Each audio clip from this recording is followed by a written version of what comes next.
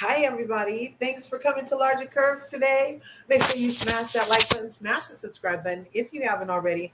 Go ahead and ring the bell so you can get notified when I upload videos and so you can become part of this beautiful curvy community that we're growing over here in the YouTube streets. Okay, so you all know, those who know, after you smash my buttons and ring my bell, those who know that I've been over here talking about Kamala Harris's non-policy having self. And not only did she put policy on her website, still with no www, and she took down the money thing that I was complaining about, how you went on there and there was first money.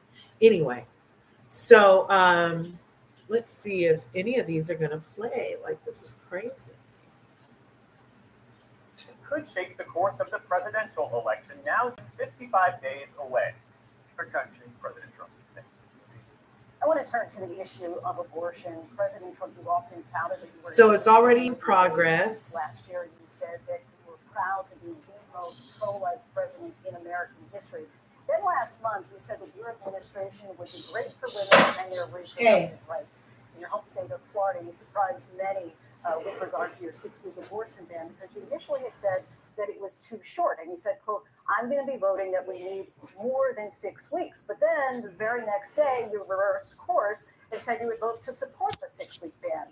Vice President Harris says that women shouldn't trust you on the issue of abortion because you've changed your position so many times. Therefore, why should they trust you? Well, the reason I'm doing that vote is because the plan is, as you know, the vote is, they have abortion in the 9th month. They even have, and you can look at the governor of West Virginia, the previous governor of West Virginia, not the current governor, who's doing an excellent job, but the governor before, he said the baby will be born and we will decide what to do with the baby. In other words, we'll execute the baby. And that's why I did that, because that predominates, because they're radical. The Democrats are radical in that. And her vice presidential pick, which I think was a horrible pick, by the way, for our country, because he is really out of it. But her vice presidential pick says abortion in the 9th month is absolutely fine. He also says execution after birth. It's execution, no longer abortion, because the baby is born, is okay. And that's not okay with me, hence the vote. But what I did is something for 52 years. They've been trying to get Roe v. Wade into the states. And through the genius and heart and strength of 6 Supreme Court justices, we were able to do that. Now, I believe in the exceptions for rape, incest, and life of the mother. I believe strongly in it. Ronald Reagan did also. 85% of Republicans do exceptions. Very important. But we were able to get it, and now states are voting on it. And for the first time, you're going to see, look, this is an issue that's torn our country apart for 52 years. Every legal scholar, every Democrat, every Republican, liberal, conservative, they all wanted this issue to be brought back to the states where the people could vote. And that's what happened.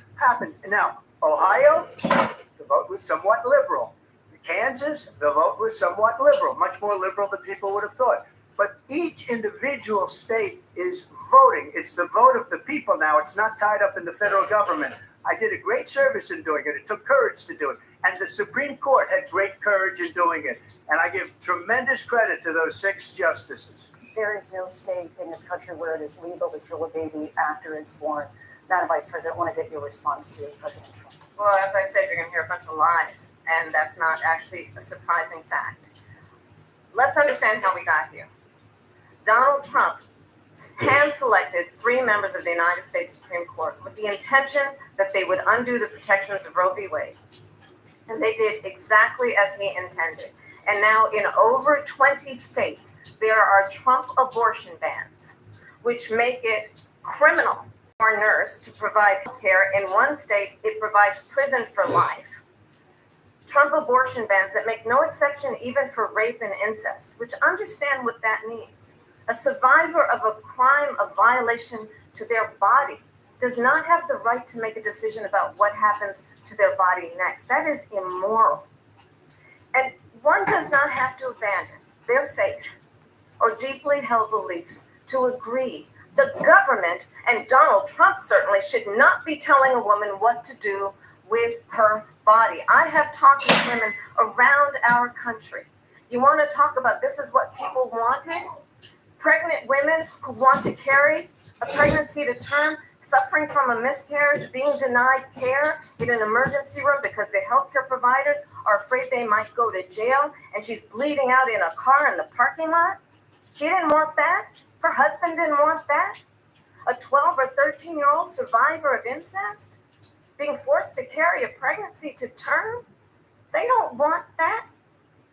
And I pledge to you, when Congress passes a bill to put back in place the protections of Roe v. Wade, as President of the United States, I will proudly sign it into law. But understand, if Donald Trump were to be reelected, he will sign a national abortion ban.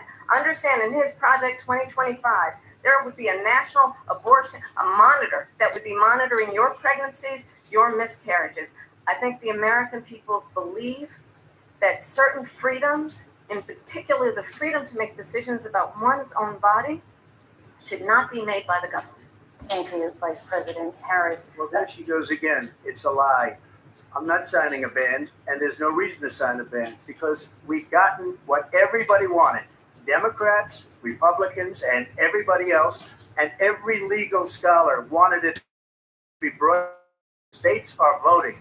Hey, Money Grace, been a while. Thanks for 52 coming. years, Hey, Sheila Joe. Thanks for coming through, y'all. And they Smash that like button, double tap the screen. Something that nobody thought was possible. The states are now voting. What she says is an absolute lie. And as far as the abortion ban, no, I'm not in favor of abortion ban, but it doesn't matter because this issue has now been taken over by the states. Would you veto a national abortion ban if it Well, I came to won't your have to because, again, two things. Number one, she said she'll go back to Congress. She'll never get the vote. It's impossible for her to get the vote, especially now with 50-50, essentially 50-50 in both Senate and the House. She's not going to get the vote. She can't get the vote. She won't even come close to it. So it's just talk. You know what it reminds me of when they said they're going to get student loans terminated, and it ended up being a total catastrophe. The student loans, and then her, I think probably her boss, if you call him a boss, he spends all his time on the beach. But look, her boss went out and said, we'll do it again. We'll do it a different way. And he went out, got rejected again by the Supreme Court. So all these students got taunted with this whole thing about this whole idea. And how unfair that would have been, part of the reason they lost, to the millions and millions of people that had to pay off their student loans. They didn't get it for free.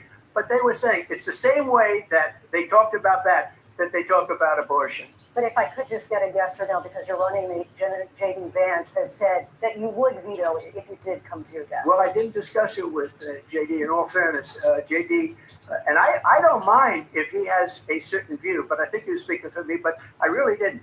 Look, we don't have to discuss it because she'd never be able to get it, just like she couldn't get student loans. They couldn't get student loans. They didn't even come close to getting student loans. They taunted young people and a lot of other people that had loans. They can never get this approved. So it doesn't matter what she says about going to Congress. Well, wonderful. Let's go to Congress, do it. But the fact is that for years, they wanted to get it out of Congress and out of the federal government. And we did something that everybody said couldn't be done. And now you have a vote of the people on abortion.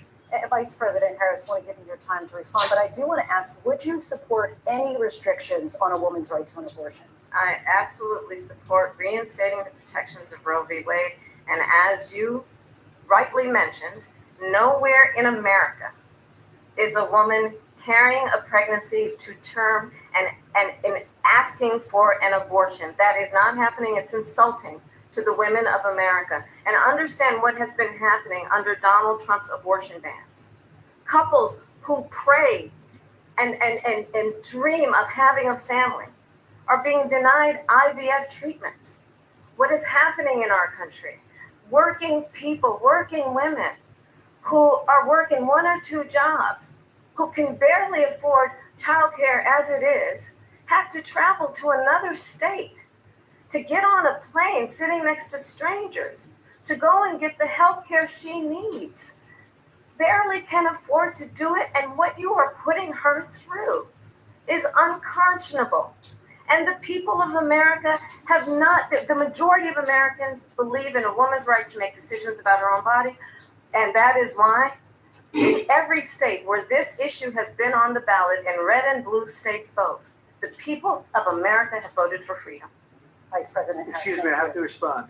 Another lie. It's another lie. I have been a leader on IVF, which is fertilization. The IVF, I have been a leader. In fact, when they got a very negative decision on IVF from the Alabama courts, I saw the people of Alabama and the legislature 2 days later voted it in. I've been a leader on it. They know that, and everybody else knows it. I have been a leader on fertilization, IVF. And the other thing, you should ask, will she allow abortion in the 8th month, 9th month, 7th month? Okay, would you do that? Why don't you ask her that question? Why don't you answer the question? Would you because veto? under Roe v. Answer Wade, the question, you would you veto? could do abortions in the 7th month, the 8th month, the 9th That's month, not true. and probably after birth. Just look at the former governor of Virginia. The governor of Virginia said, we put the baby aside and then we determine what we want to do with the baby. President Trump, thank you. We're going to turn now to immigration and border security. We know it's an issue that's important to Republicans, Democrats, voters across the board in this country. Vice President Harris, you were tasked by President Biden with getting to the root causes of migration from Central America. We know that illegal border crossings reached a record high in the Biden administration. This past June, President Biden imposed tough new asylum restrictions. We know the numbers since then have dropped significantly. But my question to you tonight is, why did the administration wait until 6 months before the election to act? And would you have done anything differently from President Biden on this? So I'm the only person on this stage who has prosecuted transnational criminal organizations for the trafficking of guns, drugs, and human beings. And let me say that the United States Congress, including some of the most conservative members of the United States Senate, came up with a border security bill, which I supported. Hi, Q. Thanks for coming. That bill would have put 1,500 more border agents on the border to help those folks who are working there right now overtime, trying to do their job. It would have allowed us to stem the flow of fentanyl coming into the United States. I know there are so many families watching tonight who have been personally affected by the surge of fentanyl in our country. That bill would have put more resources to allow us to prosecute transnational criminal organizations for trafficking in guns, drugs, and human beings. But you know what happened to that bill? Donald Trump got on the phone, called up some folks in Congress, and said, kill the bill. And you know why? Because he'd prefer to run on a problem instead of fixing a problem. And understand, this comes at a time where the people of our country actually need a leader who engages in solutions, who actually addresses the problems at hand. But what we have in the former president is someone who would prefer to run on a problem instead of fixing a problem. And I'll tell you something, he's going to talk about immigration a lot tonight, even when it's not the subject that is being raised. And I'm going to actually do something really unusual, and I'm going to invite you to attend one of Donald Trump's rallies, because it's a really interesting thing to watch. You will see during the course of his rallies, he talks about fictional characters like Hannibal Lecter. He will talk about windmills cause cancer. What are you talking about, lady? That's what we want to know. Start leaving his rallies early. What are you talking about? I'm sorry. And I will tell you, the one thing you will not hear him talk about is you. You will not hear him talk about your needs, your dreams, and your desires. And I'll tell you, I believe you deserve a president who actually puts you first. And I pledge to you that I will. Vice President Harris, thank you. Today. On that point, I want to get your response. Well, I would like to respond. Let me just ask, though, why did you try to kill that bill, and successfully so? That would have put thousands of additional agents and officers on the board. First, let me respond as to the Please. rallies. She said people start leaving. People don't go to her rallies. There's no reason to go. And the people that do go, she's bussing them in and paying them to be there. And then showing them in a different light. So she can't talk about that. People don't leave my rallies. We have the biggest rallies, the most incredible rallies in the history of politics. That's because people want to take their country back. Our country is being lost. We're a The failing hand on nation, the and it on the happened chin is stop. 3.5 years ago. And what's going on here, you're going to end up in World War III, just to go into another subject. What they have done. to Exactly. us by What's up allowing with these World War millions III? and millions of people to come into our country, and look at what's happening to the towns all over the United States. And a lot of towns don't want to talk. It's not going to be Aurora or Springfield. A lot of towns don't want to talk about it because they're so embarrassed by it. In Springfield, they're eating the dogs, the people that came in. They're eating the cats. They're eating the pets of the people that live there. And this is what's happening in our country. Ooh. And it's a shame. As far as rallies are concerned, as far as the reason they go is they like what I say. They want to bring our country back. They want to make America great again. It's a very simple phrase, make America great again. She's destroying this country. And if she becomes president, this country doesn't have a chance of success. Not only success, we'll end up being Venezuela on steroids. I just want to clarify here. You bring up Springfield, Ohio, and ABC News did reach out to the city manager there. He told us there have been no credible reports of specific claims of pets being harmed, injured, or abused by individuals within the immigrant community. Well, I've seen people on television. Let me just say here, this is the people on television say my dog was taken and used for food. So maybe he said that, and maybe that's a good thing to say for a city manager. I'm not taking this from but television. But the people on television saying their dog was eaten by the people that went there.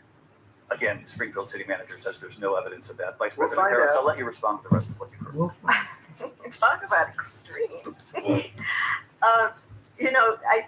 This is, I think, one of the reasons why in this election, I actually have the endorsement of 200 Republicans who have formerly worked with President Bush, Mitt Romney, and John McCain, including the endorsement of former Vice President Dick Cheney and Congress member Liz Cheney.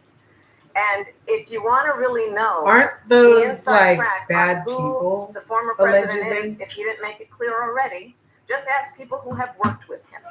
His former chief of staff, a 4-star general, has said he has contempt for the Constitution of the United States. His former national security advisor has said he is dangerous and unfit. His former Secretary of Defense has said the nation, the Republic, would never survive another Trump term. And when we listen to this kind of rhetoric, when the issues that affect the American people are not being addressed, I think the choice is clear in this election. President Trump, will give you a quick minute to respond. Thank you, because when I hear that, see, I'm a different kind of a person. I fired most of those people. Not so graciously. They did bad things or a bad job. I fired them. They never fired one person. They didn't fire anybody having to do with Afghanistan and the Taliban and the 13 people who's were just killed, viciously and violently killed. And I got to know the parents and the family. They didn't fire. They should have fired all those generals, all those top people, because that was one of the most incompetently handled situations anybody has ever seen. So when somebody does a bad job, I fire him. And you take a guy like Esper, he was no good, I fired him. So he writes a book. Another one writes a book, because with me, they can write books. With nobody else can they? But they have done such a poor job, and they never fire anybody. Look at the economy. Look at the inflation. They didn't fire any of their economists. They have the same people. That's a good way not to have books written about you. But just to finish, I got more votes than any Republican in history by far. In fact, I got more votes than any president, sitting president in history by far. Let me continue on immigration. It was what you wanted to talk about earlier. So let's get back to your deportation proposal that the vice president has reacted to as well. President Trump, you call this the largest domestic deportation operation in the history of our country. You say you would use the National Guard. You say if things get out of control, you have no problem using the U.S. military. You also said you would use local police.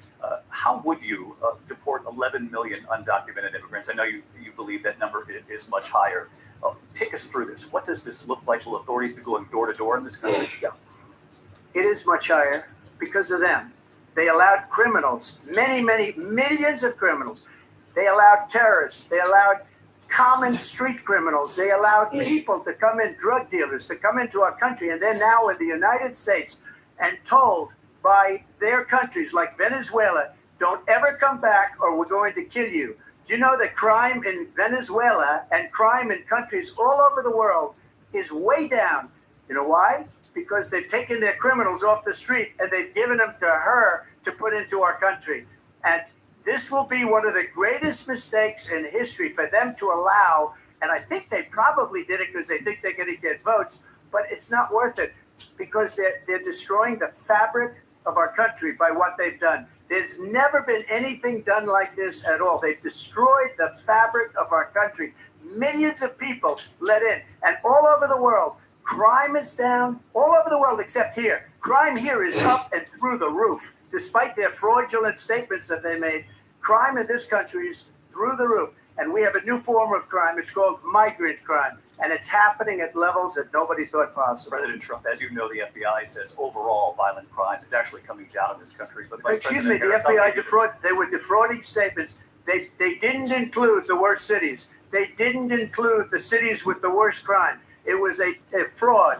Just like their number of 818,000 jobs that they said they created turned out to be a fraud. President Trump, thank you. I'll let you respond, Vice President. Well, I think this is so rich coming from someone who has been prosecuted for national security crimes, economic crimes. At least he has policies. You're right, Q. Liable, Unfortunately, this morning, Kamala Harris put policies on her site 20 hours before this debate. Not even 24.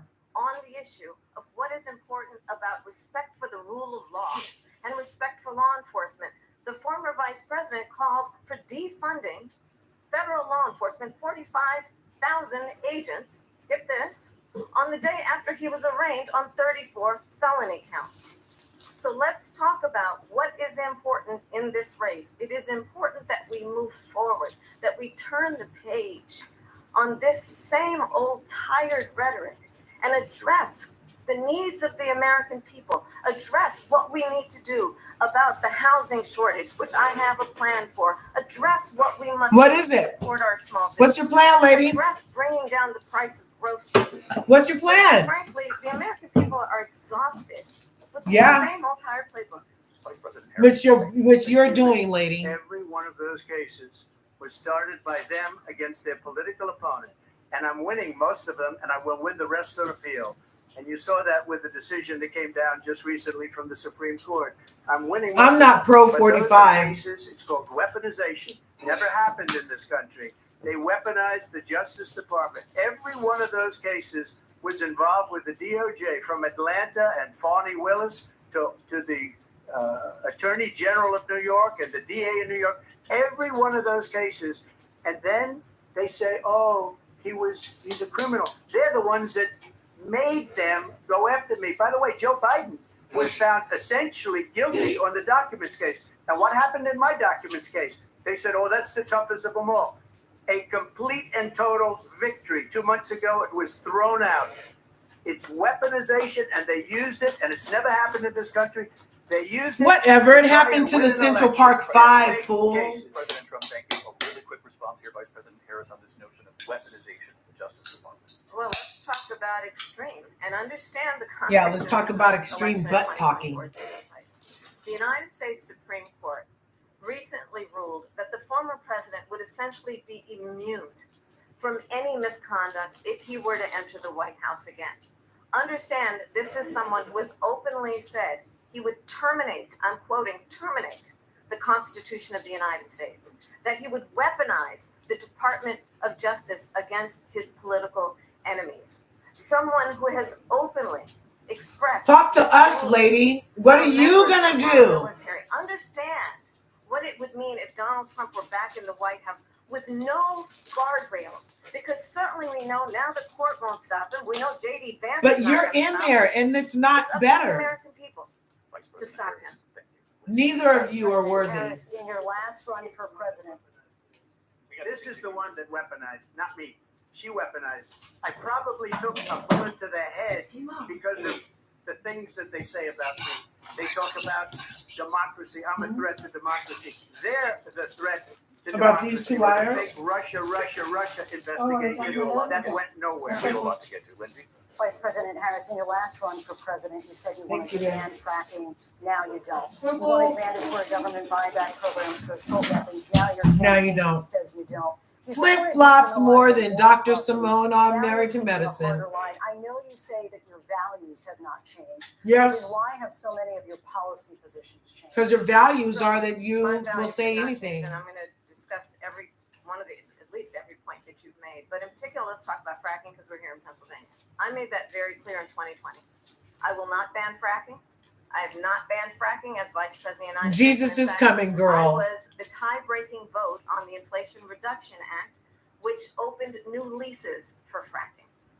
My position is that we have got to invest in diverse sources of energy so we reduce our reliance on foreign oil. We have had the largest increase in domestic oil production in history because of an approach that recognizes that we cannot over-rely on foreign oil. As it relates to my values, let me tell you, I grew up a middle-class That family, didn't answer raised by a nothing. hardworking mother who worked and saved. Right, and Money? was able to This buy is our first home hilarious. when I was a teenager. The values I bring to the It importance writes of homeownership, itself, I knowing tell not you. everybody got handed $400 million on a silver platter and then filed bankruptcy 6 times, is a value that I bring to my work, to say we are going to work with the private sector and home builders to increase 3 million homes, increase by 3 million homes by the end of my first term. But why not now? To having a friend when I was in high school who was sexually assaulted by her stepfather.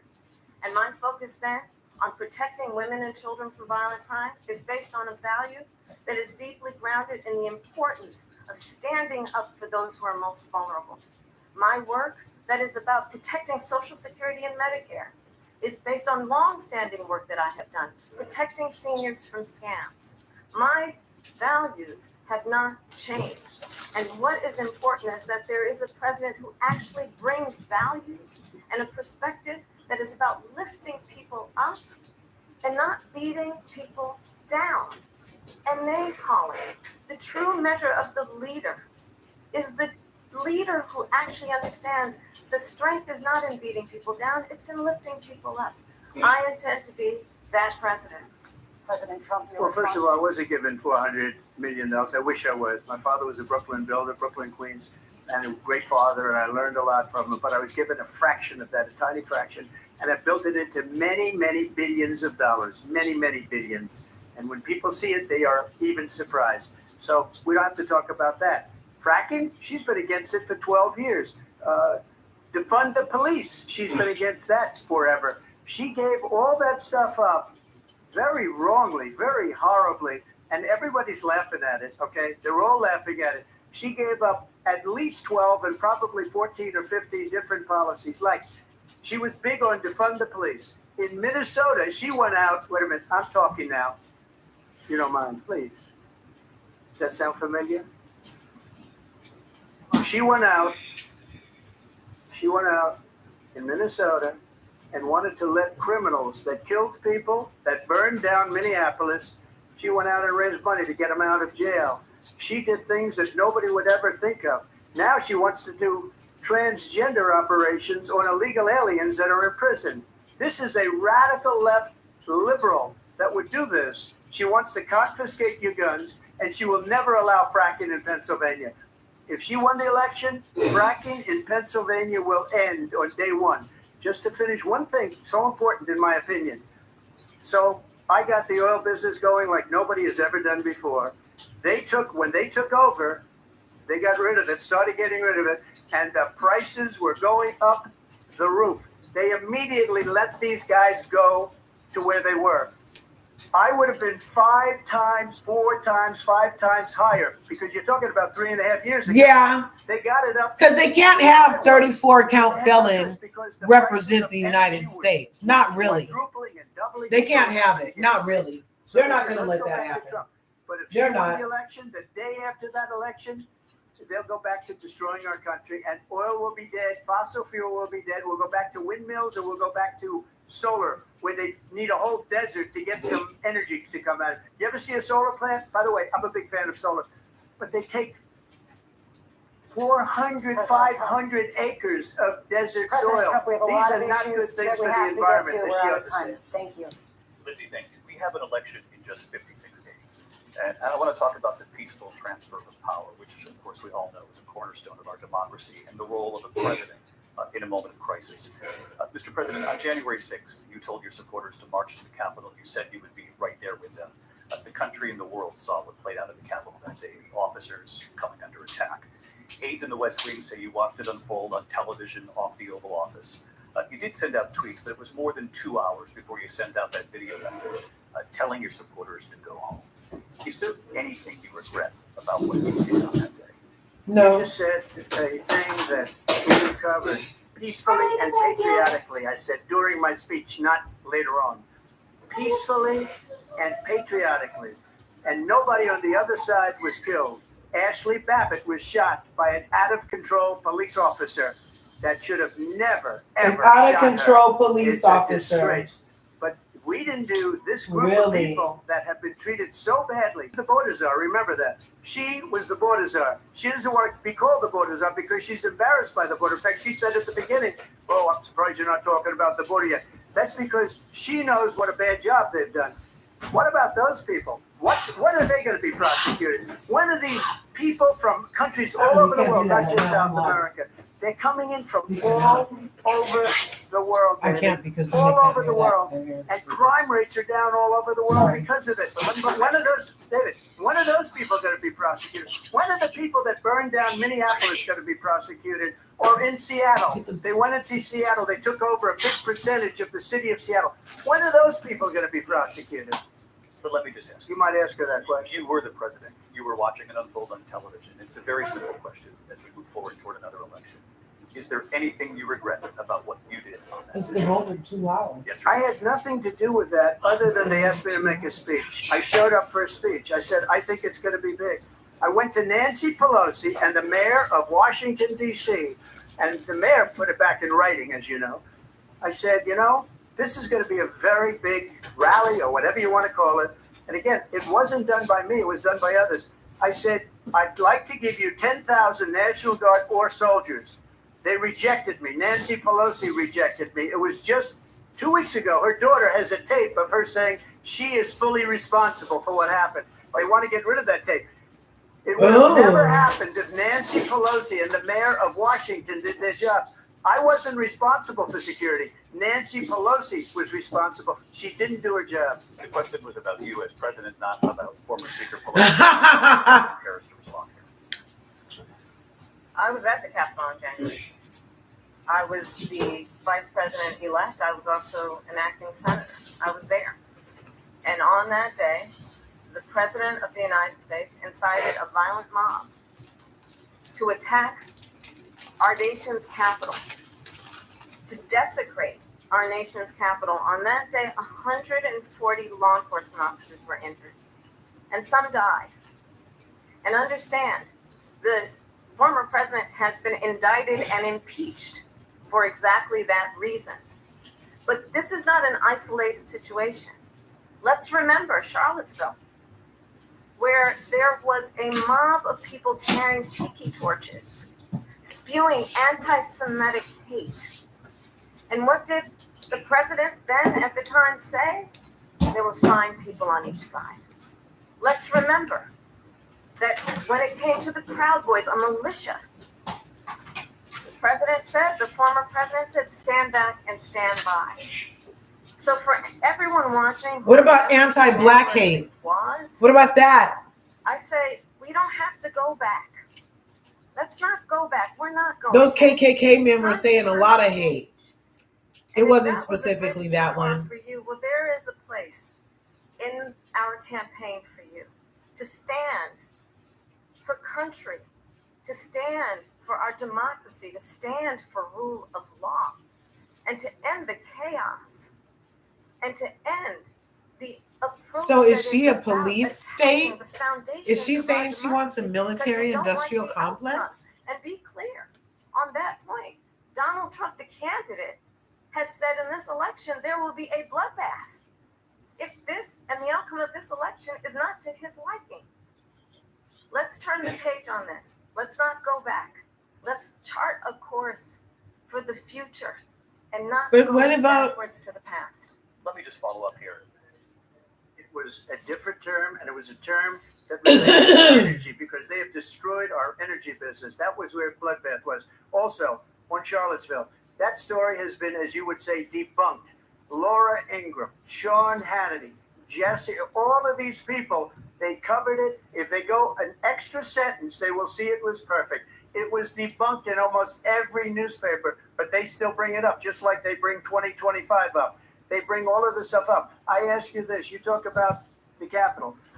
Why are we allowing these millions of people to come through on the southern border? How come she's not doing anything? And I'll tell you what I would do, and I would be very proud to do it. I would say we would both leave this debate right now. I'd like to see her go down to Washington, D.C. during this debate because we're wasting a lot of time.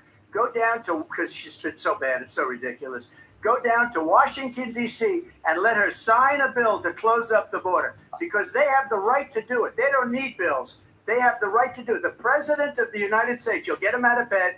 You'll wake him up at 4 o'clock in the afternoon. You'll say, come on down to the office. Let's sign a bill. If he signs a bill that the border is closed, all he has to do is say it to the Border Patrol, who are phenomenal. If they do that, the border is closed. Mr. Those President, people are killing many people, unlike J6. we talked immigration here tonight. I do want to focus on this next issue to both of you because it really brings us this into focus, truth in these times that we're living in. Mr. President, for 3.5 years after you lost the 2020 election, you repeatedly falsely claimed that you won, many times saying you won in a landslide. In the past couple of weeks leading up to this debate, you have said, quote, you lost by a whisker, that you, quote, didn't quite make it, that you came up a little bit short. Are you now acknowledging that you lost in 2020? No, I don't acknowledge that at all. But I you said did that say sarcastically. But You know that. It was said, oh, we lost by a whisker. That was said sarcastically. Look, there's so much proof. All you have to do is look at it. And they should have sent it back to the legislatures for approval. I got almost 75 million votes, the most votes any sitting president has ever gotten. I was told if I got 63, which was what I got in 2016, you can't be beaten. The election, people should never be thinking about an election as fraudulent. We need two things. We need walls, and we have to have it. We have to have borders, and we have to have good elections. Our elections are bad. And a lot of these illegal immigrants coming in, they're trying to get them to vote. They can't even speak English. They don't even know what country they're in practically. And these people are trying to get them to vote. And that's why they're allowing them to come into our country. I did watch all of these pieces of video. I didn't detect the sarcasm, lost by a whisker. We didn't quite make it. And we should just point out here as clarification, and you know this, you and your allies. You stressed? In front of many judges, many of them No judge Republican, looked at it. and said They there was said no we- way. Yeah, that's what they want you under That's the other duress. They said we didn't have standing, a technicality. Can you imagine a system where a person in an election doesn't have standing? The president of the United States doesn't have standing. That's how we lost. If you look at the facts, and I'd love to have you'll do a special on it. I'll show you Georgia, and I'll show you Wisconsin, and I'll show you Pennsylvania, and I'll show you. We have so many facts and statistics. But you know what? That doesn't matter because we have to solve the problem that we have right now. That's old news. And the problem that we have right now is we have a nation in decline, and they have put it into decline. We have a nation that is dying, David. Mr. President, thank you. Vice President Harris, you heard the president there tonight. He said he didn't say that he lost by whiskers. So he still believes he did not lose the election that was won by President Biden and yourself. But I do want to ask you about something that's come up in the last couple of days. This was a post from President Trump about this upcoming election just weeks away. He said, when I win, those people who cheated, and then he lists donors, voters, election officials, he says will be prosecuted to the fullest extent of the law, which will include long-term prison sentences. One of your campaign's top lawyers responded saying, we won't let Donald Trump intimidate us. We won't let him suppress the vote. Is that what you believe he's trying to do here? Donald Trump was fired by 81 million people. So let's be clear about that. And clearly he is having a very difficult time processing that. But we cannot afford to have a president of the United States who attempts, as he did in the past, to upend the will of the voters in a free and fair election. And I'm going to tell you that I have traveled the world as vice president of the United States. And world leaders are laughing at Donald Trump. I have talked with military leaders, some of whom work with you, and they say you're a disgrace. And when you then talk in this way in a presidential debate and deny what over and over again are court cases you have lost because you did in fact lose that election, it leads one to believe that perhaps we do not have in the candidate to my right the temperament or the ability to not be confused about fact. That's deeply troubling, and the American people deserve better. I'll give you 1 minute to respond. Let me just say about world leaders. Viktor Orban, one of the most respected men, they call him a strong man. He's a tough person, smart. Prime Minister of Hungary. They said, why is the whole world blowing up? 3 years ago it wasn't. Why is it blowing up? He said, because you need Trump back as president. They were afraid of him. China was afraid, and I don't like to use the word afraid, but I'm just quoting him. China was afraid of him. North Korea was afraid of him. Look at what's going on with North Korea, by the way. He said Russia was afraid of him. I ended the Nord Stream 2 pipeline, and Biden put it back on day one, but he ended the XL pipeline. The XL pipeline in our country, he ended that. But he let the Russians build a pipeline going all over Europe and heading into Germany, the biggest pipeline in the world. Look, Viktor Orban said it. He said the most respected, most feared person is Donald Trump. We had no problems when Trump was president. But when this weak, pathetic man that you saw at a debate just a few months ago, that if you weren't in that debate, he'd be running instead of her. She got no votes. He got 14 million votes. What you did, you talk about a threat to democracy.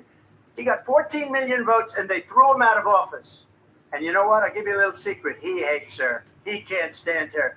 But he got 14 million votes. They threw him out. She got 0 votes. And when she ran, she was the first one to leave because she failed.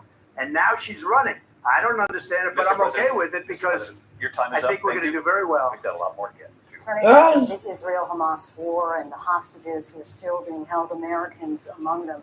Vice President Harris, in December, you said, quote, Israel has a right to defend itself, but you added, quote, it matters how, saying international humanitarian law must be respected. Israel must do more to protect innocent civilians. You said that 9 months ago. Now an estimated 40,000 Palestinians are dead. Nearly 100 hostages remain. Just last week, Prime Minister Benjamin Netanyahu said there's not a deal in the making. President Biden has not been able to break through the stalemate. How would you do it?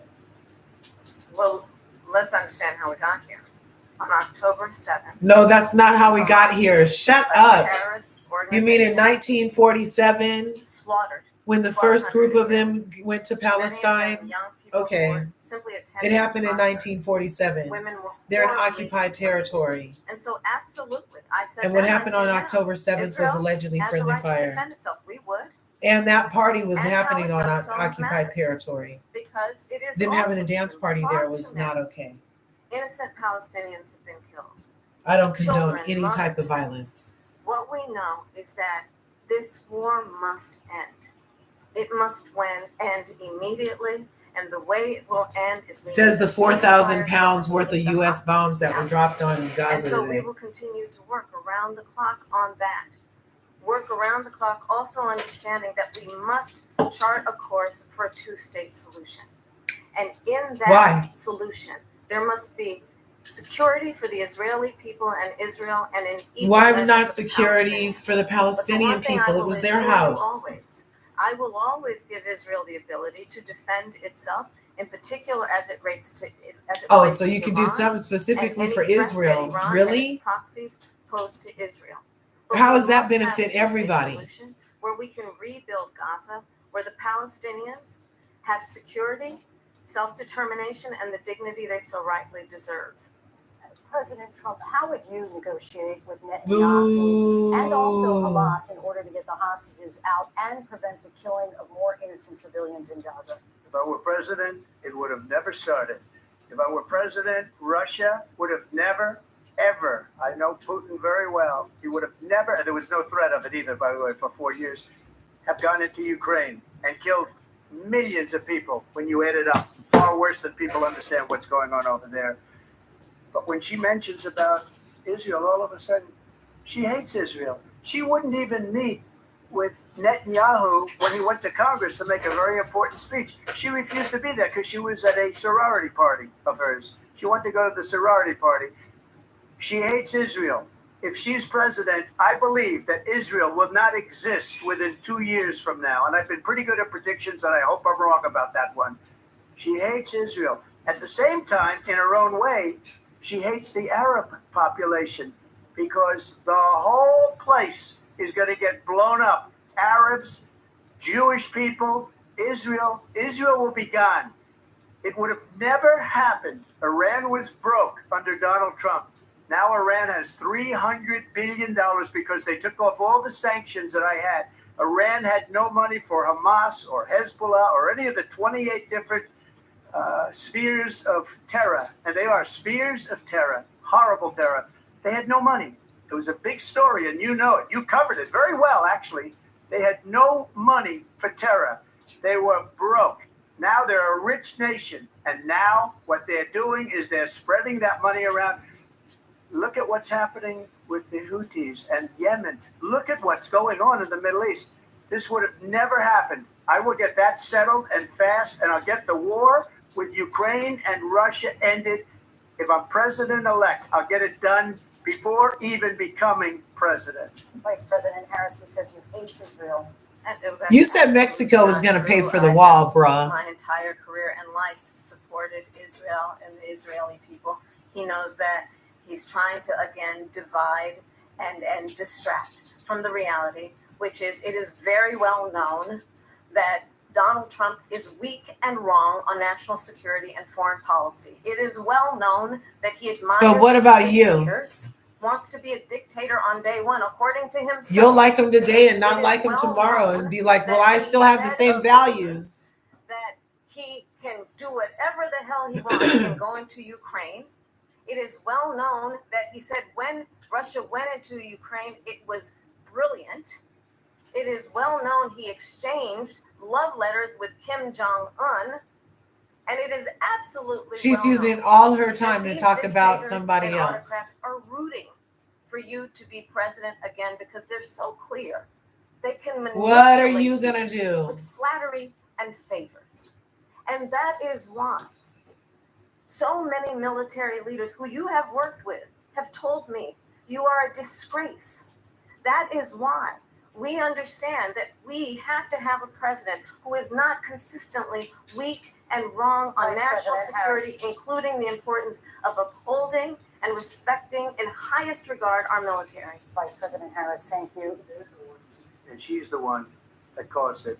That's weak on national security by allowing every nation last month for the year, 168 different countries sending people into our country. Their crime rates are way down.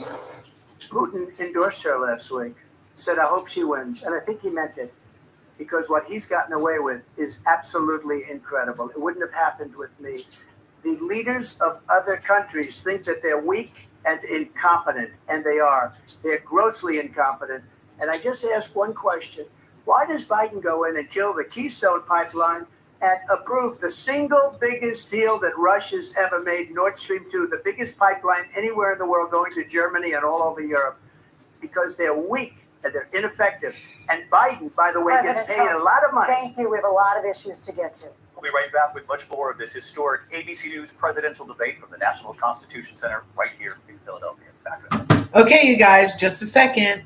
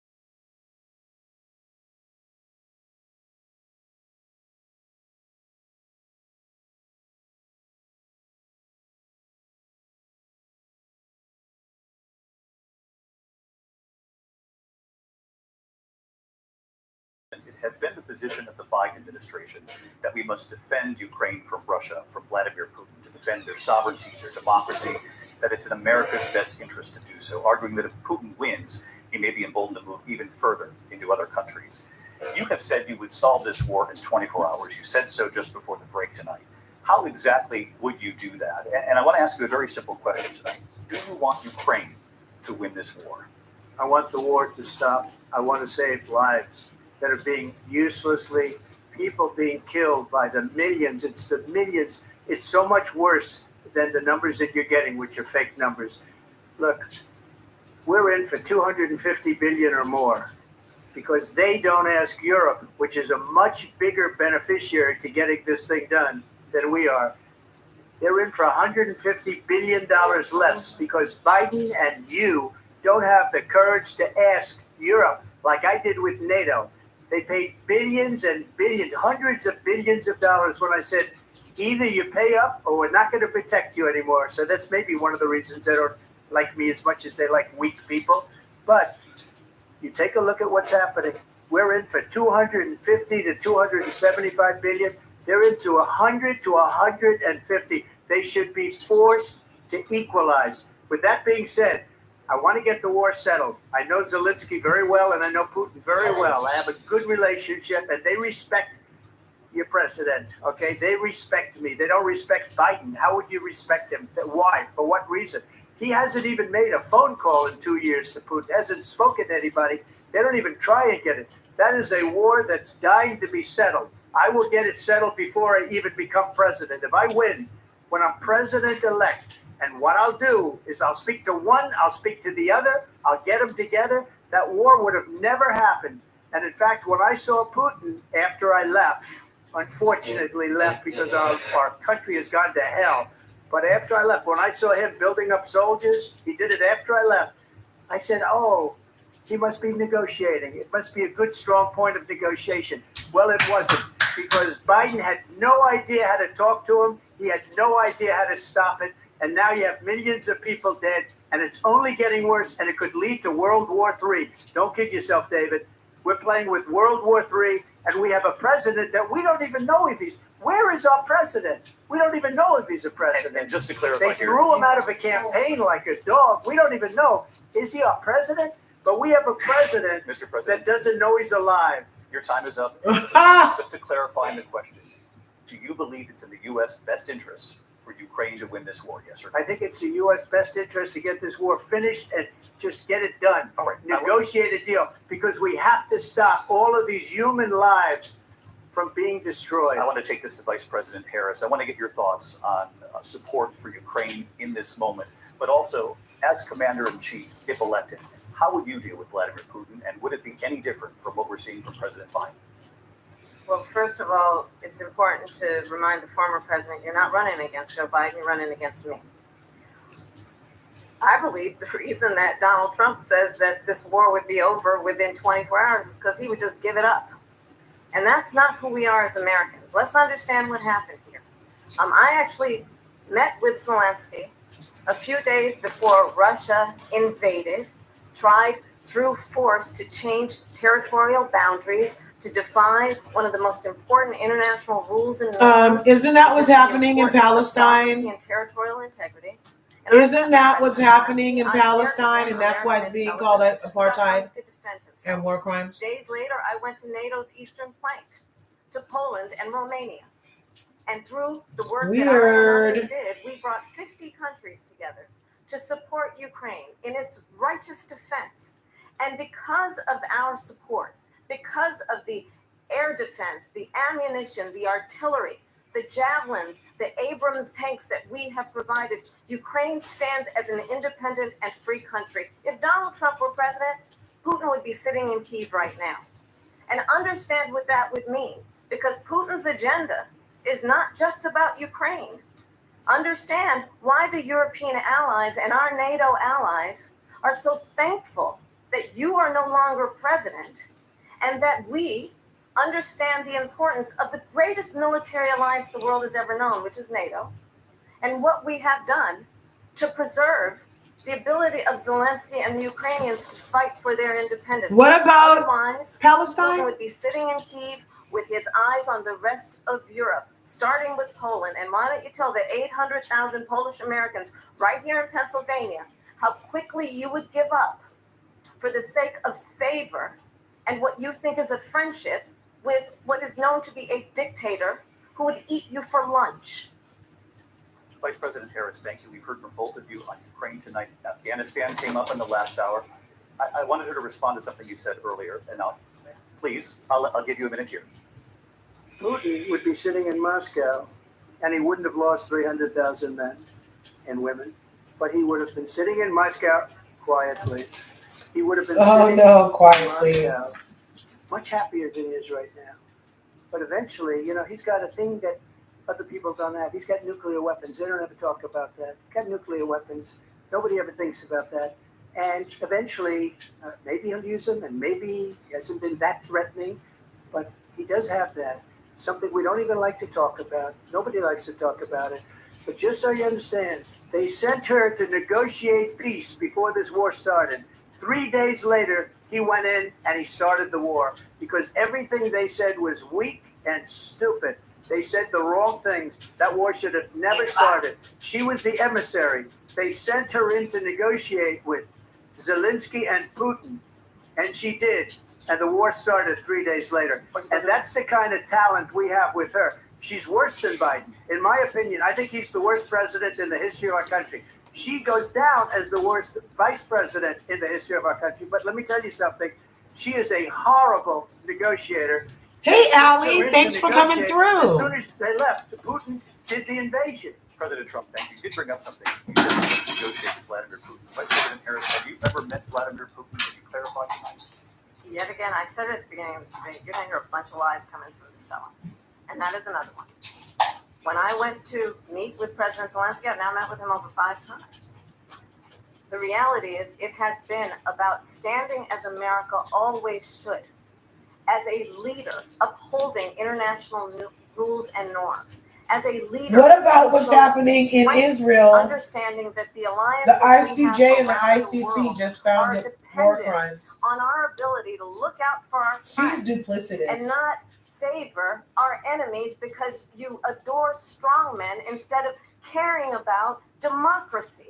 And that is very much what is at stake here. The President of the United States is Commander-in-Chief, and the American people have a right to rely on a president who understands the significance of America's role and responsibility in terms of ensuring that there is stability and ensuring we stand up for our principles and not sell them for the benefit of personal flattery. We talked about Ukraine and Vladimir Putin. I do want to talk about Afghanistan. It came up in the first hour of this debate. I want to move on to Afghanistan. Said Trump did the most amazing thing I've ever seen.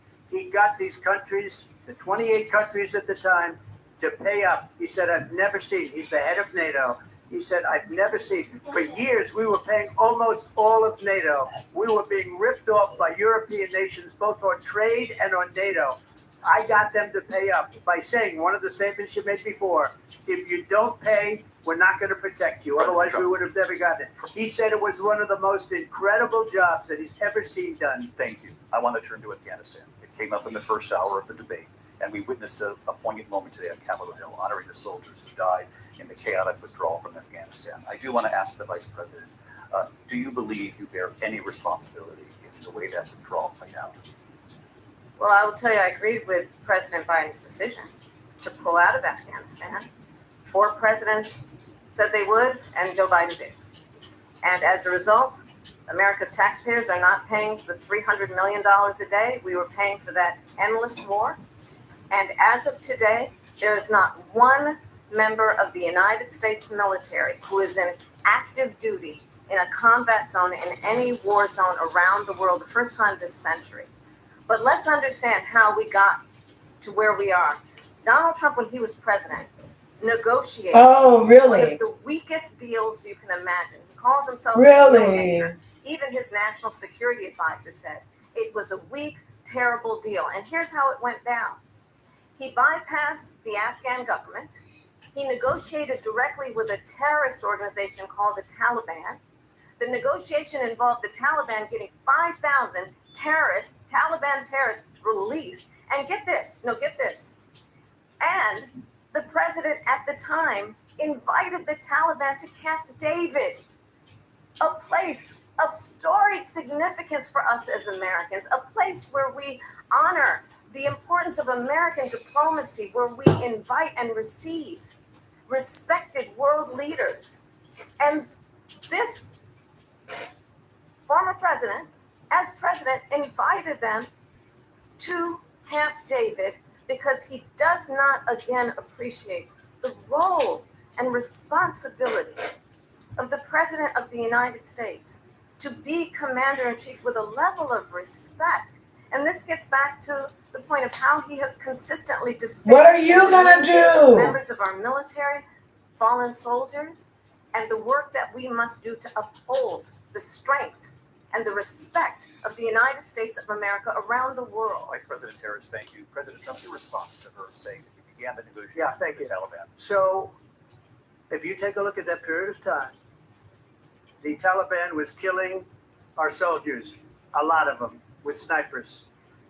And I got involved with the Taliban because the Taliban was doing the killing. That's the fighting force within Afghanistan. They don't bother doing that because, they deal with the wrong people all the time. But I got involved. And Abdul is the head of the Taliban. He is still the head of the Taliban. And I told Abdul, don't do it anymore. You do it anymore, you're going to have problems. And he said, why do you send me a picture of my house? I said, you're going to have to figure that out, Abdul. And for 18 months, we had nobody killed. We did have an agreement negotiated by Mike Pompeo. It was a very good agreement. The reason it was good, we were getting out. We would have been out faster than them, but we wouldn't have lost the soldiers. We wouldn't have left many Americans behind, and we wouldn't have left $85 billion worth of brand new, beautiful military equipment behind. And just to finish, they blew it. The agreement said you have to do this, and they didn't do it. The agreement was terminated by us because they didn't do what they were supposed to do. I want to move And on. these people, That's the worst true. withdrawal, and in my opinion, the most embarrassing moment in the history of our country. And by the way, that's why Russia attacked Ukraine, because they saw how incompetent she and her boss are. President Trump, thank you. I wanna We move did on now break to racial something. politics in this country. Mr. President, you Well, recently Biden said of did. Vice President Harris, quote, I didn't know she was black until a number of years ago when she happened to turn black, and now she wants to be known as black. I want to ask a bigger picture question here tonight. Why do you believe it's appropriate to weigh in on the racial identity of your opponent? I don't, and I don't care. I don't care what she is. I don't care. Stop. I feel that is something I couldn't care less. Whatever she wants to be is okay with me.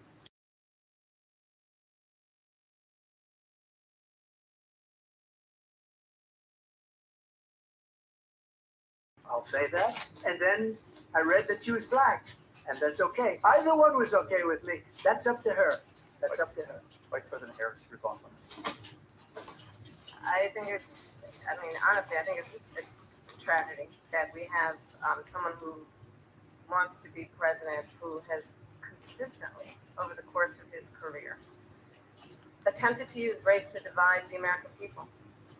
I do believe that the vast majority of us know that we have so much more in common than what separates us, and we don't want this kind of approach that is just constantly trying That's to something divide Obama us, said. and especially by race. And let's remember how Donald Trump started. He was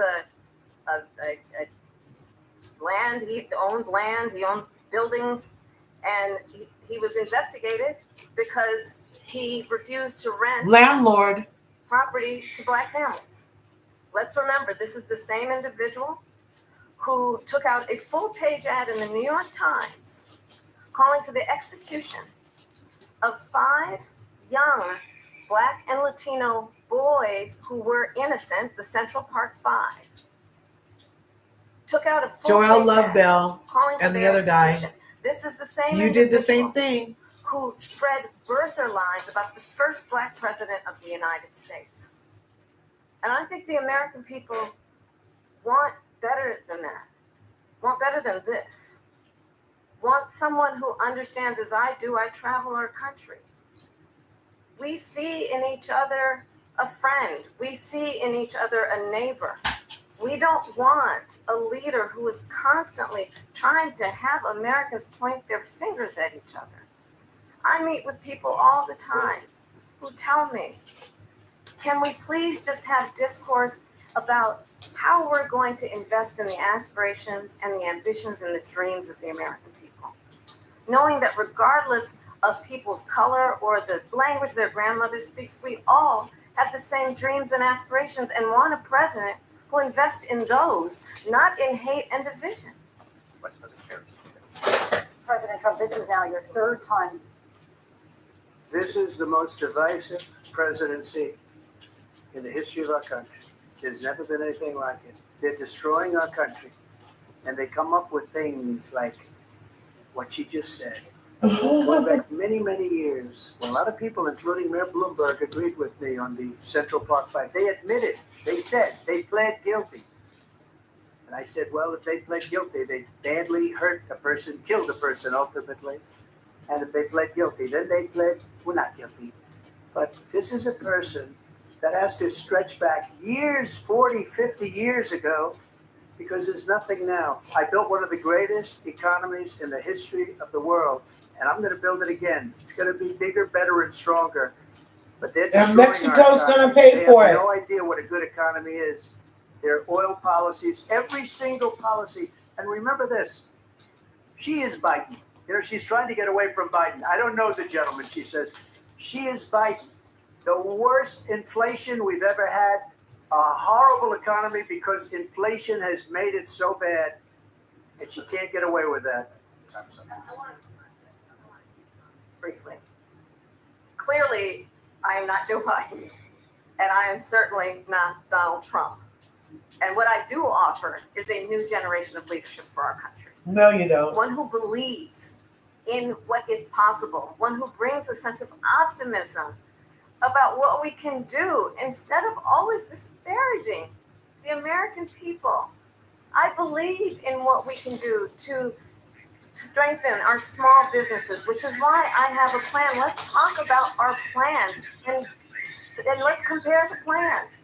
I have a plan to give startup businesses $50,000 tax deduction to pursue their ambitions, their innovation, their ideas, their hard work. I have a plan, $6,000 for young families for the first year of your child's life to help you in that most critical stage of your child's development. I have a plan that is about allowing you just got people it. to pursue what has been fleeting in terms of the American dream by offering a help with down payment of $25,000 down payment assistance for first-time home buyers. That's the kind of conversation, I believe, David, that people really want tonight, as opposed to Well, why haven't you been doing it? Constantly about belittling and name calling. Let's turn the page Vice and President move Harris. forward. It's been an hour and a half of you We doing have to that. move on. President Trump. Let's turn to policy, please. To defund the police, she has a plan to confiscate everybody's gun. President Trump, She we has do a have to plan move on to to not other allow issues. fracking in Pennsylvania or anywhere else. Okay. That's what her plan is until just recently. I just need Lindsay, to go ahead. respond because Trump, the President former Trump. president has said No, I'm something sorry. twice that I need to No, respond to. I'm sorry. I We're just gonna need to move respond on, Vice one President time Harris. to what he has President said Trump, this multiple is times. now your third time running for president. You have long vowed to repeal and replace the Affordable Care Act, also known as Obamacare. You have failed to accomplish that. You now say you're going to keep Obamacare, quote, unless we can do something much better. Last month, you said, quote, we're working on it. So tonight, 9 years after you first started running, do you have a plan, and can you tell us what it is? Obamacare was lousy health care, always was. It's not very good today. And what I said, that if we come up with something, and we are working on things, we're going to do it and we're going to replace it. But remember this, I inherited Obamacare because Democrats Healthcare is a human right. wouldn't vote for it. They were unanimous. They wouldn't vote to change it. If they would have done that, we would have had a much better plan than Obamacare. But the Democrats came up, they wouldn't vote for it. I had a choice to make when I was president. Do I save it and make it as good as it could be, never going to be great, or do I let it rot? And I felt I had an obligation, even though politically it would have been good to just let it rot and let it go away. I decided, and I told my people, the top people, and they're very good people. I have a lot of good people in that administration. We read about the bad ones. We had some real bad ones too, and so do they. They have really bad ones. The difference is but let me just explain. I had a choice to make. Do I save it and make it as good as it can be, or do I let it rot? And I saved it. I did the right thing. But it's still never going to be great, and it's too expensive for people. And what we will do is we're looking at different plans. If we can come up with a plan that's going to cost our people, our population, less money and be better health care than Obamacare, then I would absolutely do it. But until then, I'd run it as good as it can be run. So just a yes or no, you still do not have a plan? I have concepts of a plan. I'm not president right now. But if we come up with something, I would only change it if we come up with something that's better and less expensive. And there are concepts and options we have to do that. And you'll be hearing about it in the not too distant future. Vice President Harris, in 2017, you supported Bernie Sanders' proposal to do away with private insurance and create a government-run healthcare system. 2 years later, you proposed a plan that included a private insurance option. What is your plan today? Well, first of all, I absolutely support, and over the last 4 years as vice president, private healthcare options. But what we need to do is maintain and grow the Affordable Care Act. But I'll get to that, Lindsay. I just need to respond to a previous point that the former president has made. I've made very clear my position on fracking. And then this business about taking everyone's guns away. Tim Walz and I are both gun owners. We're not taking anybody's guns away. So stop with the continuous lying about this stuff. As it relates to the Affordable Care Act, understand, just look at the history to know where people stand. When Donald Trump was president, 60 times he tried to get rid of the Affordable Care Act. 60 times. I was a senator at the time. When I will never forget the early morning hours when it was up for a vote in the United States Senate. And the late, great John McCain, who you have disparaged as being, you don't like him, you said at the time, because he got caught. He was an American hero. The late, great John McCain, I will never forget that night, walked onto the Senate floor and said, no, you don't. No, you don't. No, you don't get rid of the Affordable Care Act. You have no plan. And what the Affordable Care Act has done is eliminate the ability of insurance companies to deny people with pre-existing conditions. I don't have to tell people watching tonight, you remember what that was like? Remember when an insurance company could deny if a child had asthma, if someone was a breast cancer survivor, if a grandparent had diabetes? And thankfully, as I've been vice president and we over the last 4 years have strengthened the Affordable Care Act, we have allowed for the first time Medicare to negotiate drug prices on behalf of you, the American people. Donald Trump said he was going to allow Medicare to negotiate drug prices. He never did. We did. And now we have capped the cost of insulin at $35 a month. Since I've been vice president, we have capped the cost of prescription medication for seniors at $2,000 a year. And when I am president, we will do that for all people, understanding that the value I bring to this is that access to health care should be a right and not just a privilege of those who can afford it. And the plan has to be to strengthen the Affordable Care Act, not get rid of it. Vice That's President Harris, in terms of where Donald Trump stands on that. I want to move to an issue that's important for a You lot made of a mistake. Number one, John McCain fought Obamacare for 10 years. But it wasn't only him. It was all of the Democrats that kept it going. And you know what? We can do much better than Obamacare, much less money. But she won't improve private insurance for people, private medical insurance. That's another thing she doesn't want to do. People are paying privately for insurance that have worked hard and made money, and they want to have private. She wants everybody to be on government insurance where you wait 6 months for an operation that you need immediately. President Trump, thank you. We have another issue that we'd like to get to that's important for a number of Americans, in particular younger voters, and that's climate change. President Trump, with regard to the environment, you say that we have to have clean air and clean water. Vice President Harris, you call climate change an existential threat. The question to you both tonight is, what would you do to fight climate change? And Vice President Harris, we'll start with you. 1 minute for you each. Well, the former president has said that climate change is a hoax. And what we know is that it is very real. You ask anyone who lives in a state who has experienced these extreme weather occurrences, who now is either being denied home insurance or it's being jacked up.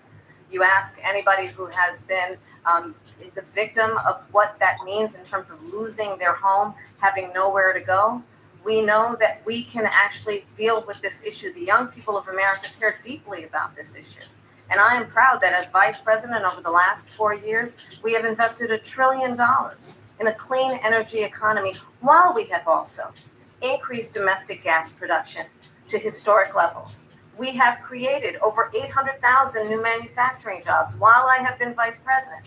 We have invested in clean energy to the point that we are opening up factories around the world. Donald Trump said he was going to create manufacturing jobs. He lost manufacturing jobs. And I'm also proud to have the endorsement of the United Auto Workers and Sean Fain, who also know that part of building a clean energy economy includes investing in American-made products, American automobiles. It includes growing what we can do around American manufacturing and opening up auto plants, not closing them like happened under Donald Trump. Vice President Harris, thank you. That didn't happen under Donald Trump. Let me just tell you, they lost 10,000 manufacturing jobs this last month. It's going, they're all leaving. They're building big auto plants in Mexico, in many cases owned by China. They're building these massive plants, and they think they're going to sell their cars into the United States because of these people. What they have given to China is unbelievable. But we're not going to let that. We'll put tariffs on those cars so they can't come into our country, because they will kill the United Auto Workers and any auto worker, whether it's in Detroit or South Carolina or any other place. What they've done to business and manufacturing in this country is horrible. We have nothing because they refuse. You know, Biden doesn't go after people because supposedly China paid him millions of dollars. He's afraid to do it. Between him and his son, they get all this money from Ukraine. They get all this money from all of these different countries. And then you wonder, why is he so loyal to this one, that one, Ukraine, China? Why is he? Why did he get $3.5 million from the mayor of Moscow's wife? Why did she pay him $3.5 million? This is a crooked administration, and they're selling our country down the tubes. President Trump, thank you. Thank you. We'll be right back with closing statements from both of our candidates. An historic night, this ABC News presidential debate from Philadelphia. Back to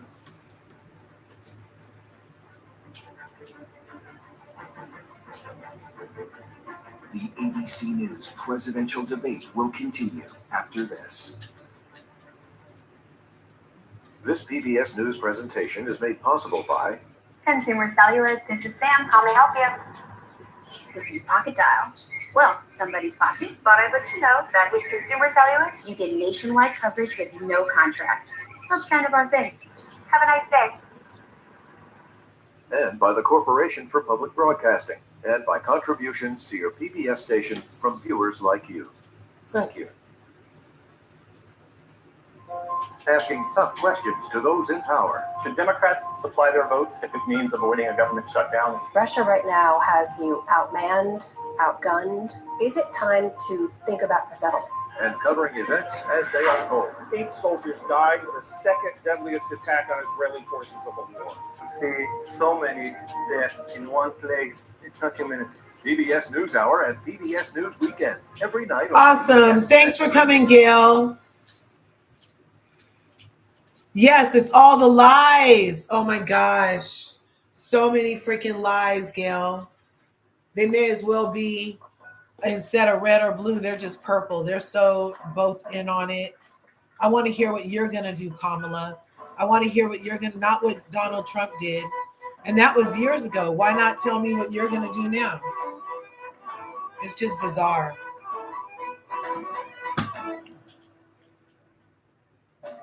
No comment. Yeah, so it's just bizarre.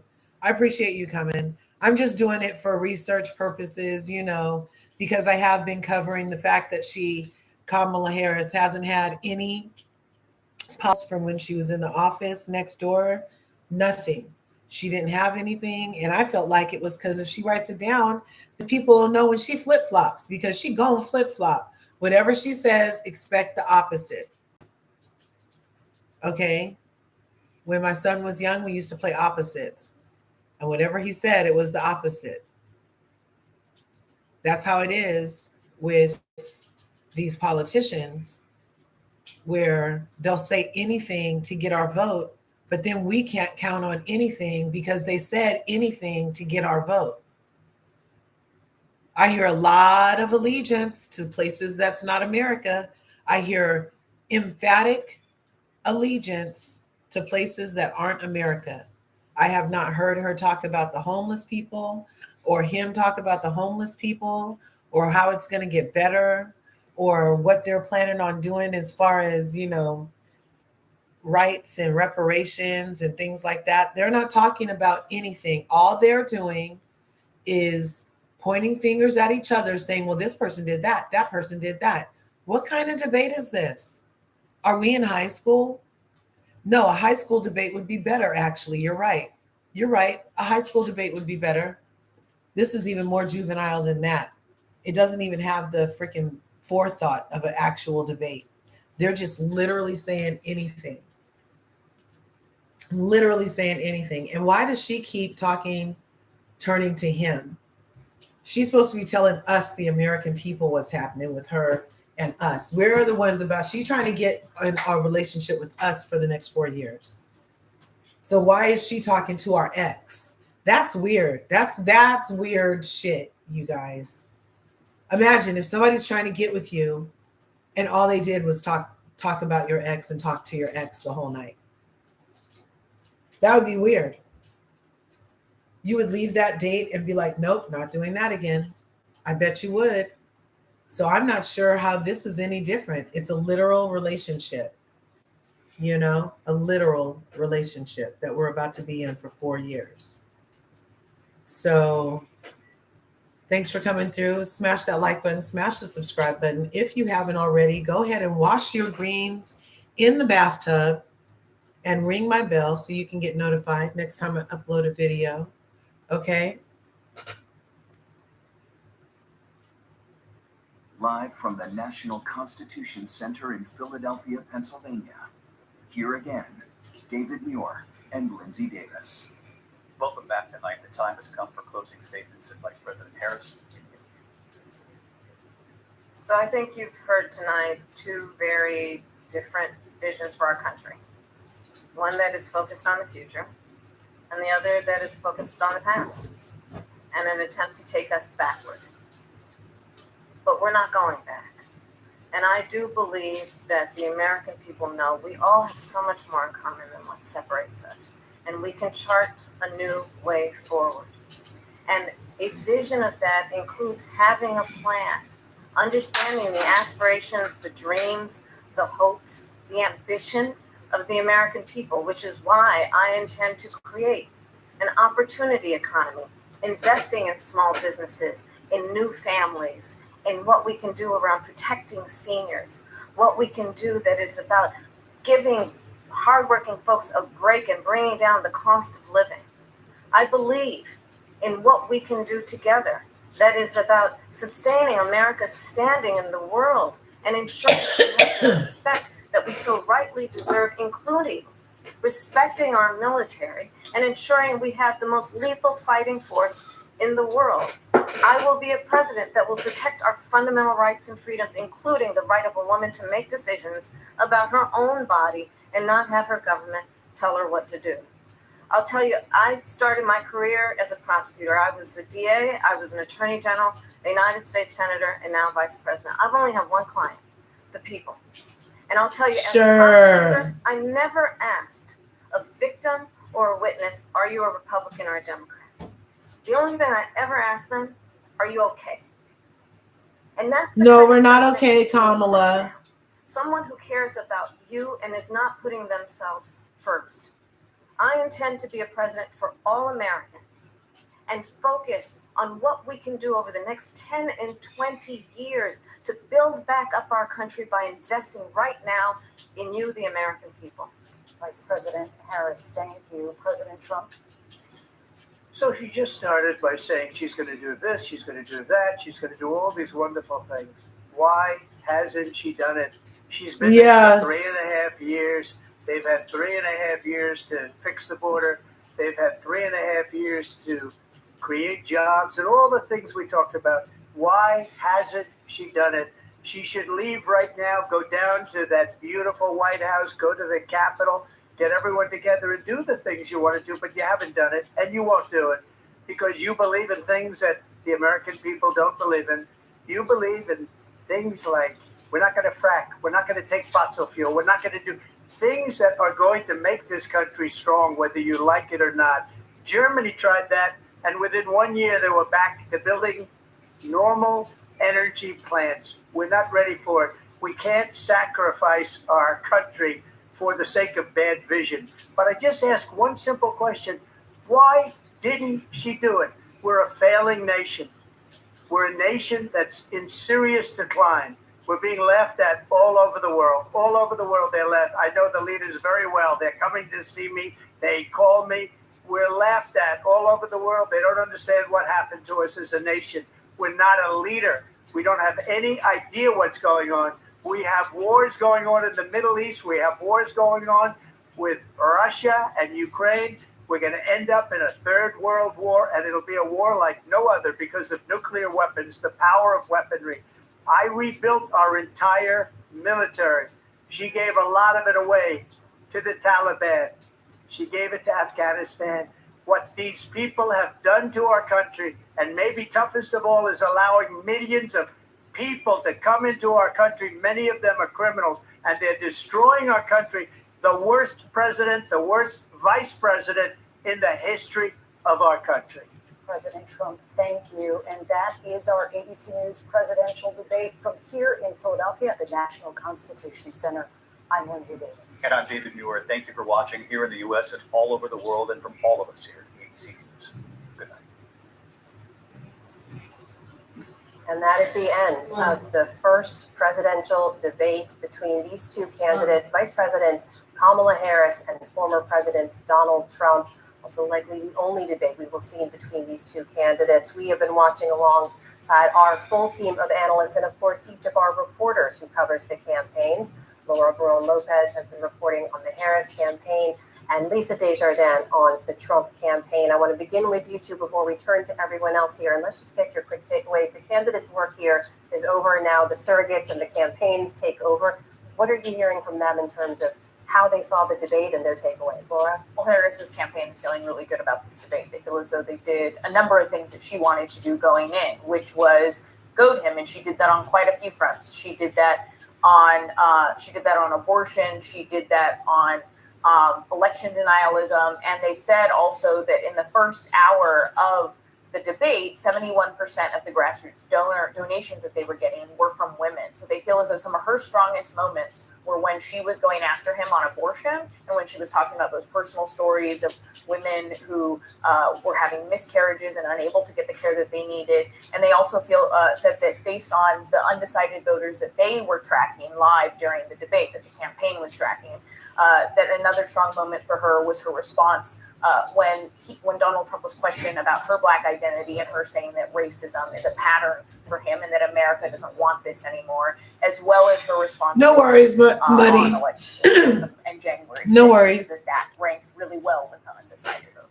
Need some water. I knew that the Harris strategy was going to be to try to goad President Trump to going off script. What's the Trump campaign saying about that? The Trump campaign knew that too. Former President Trump knew that. I will tell you, I have not heard from my Trump campaign sources, some of whom usually do text me back in situations. Okay, so let's leave that.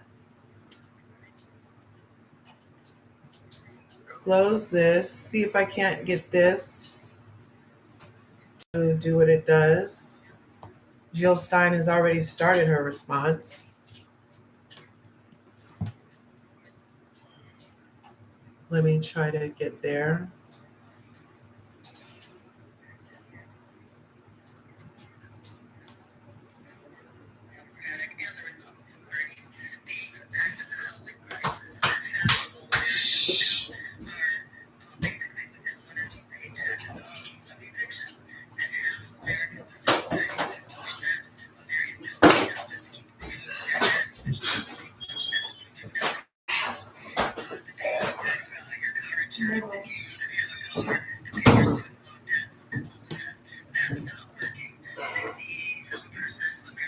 Just a second, you guys. I don't know why it's not opening. Come on.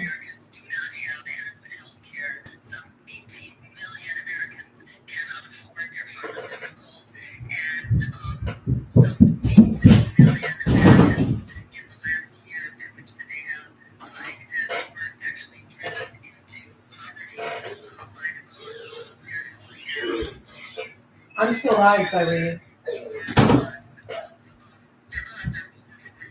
Just a second, you guys. I'm pulling up Jill Stein.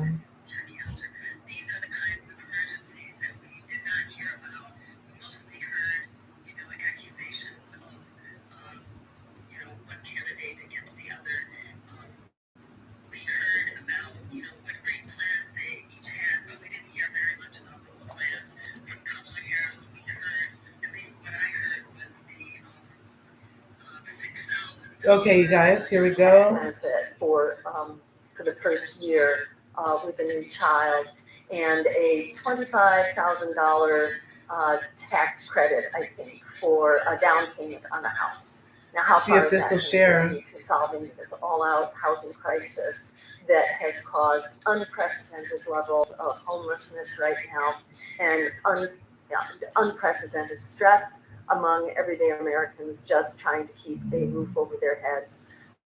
So let me talk about some of the actual solutions that we would offer. And from Donald Trump, I think we heard, well, actually, he didn't even talk about his tariffs. I think that's been his major proposal, tariffs and more tax giveaways for the super wealthy. That's not going to get us so far. I mean, for a long time, we've seen both Democrats and Republicans rely on trickle-down economics, and generally the tax breaks are passed by the Republicans, but then they are maintained. Obama wrote into permanent law, actually, the Bush tax cuts, for example. So we've seen incredible decrease in the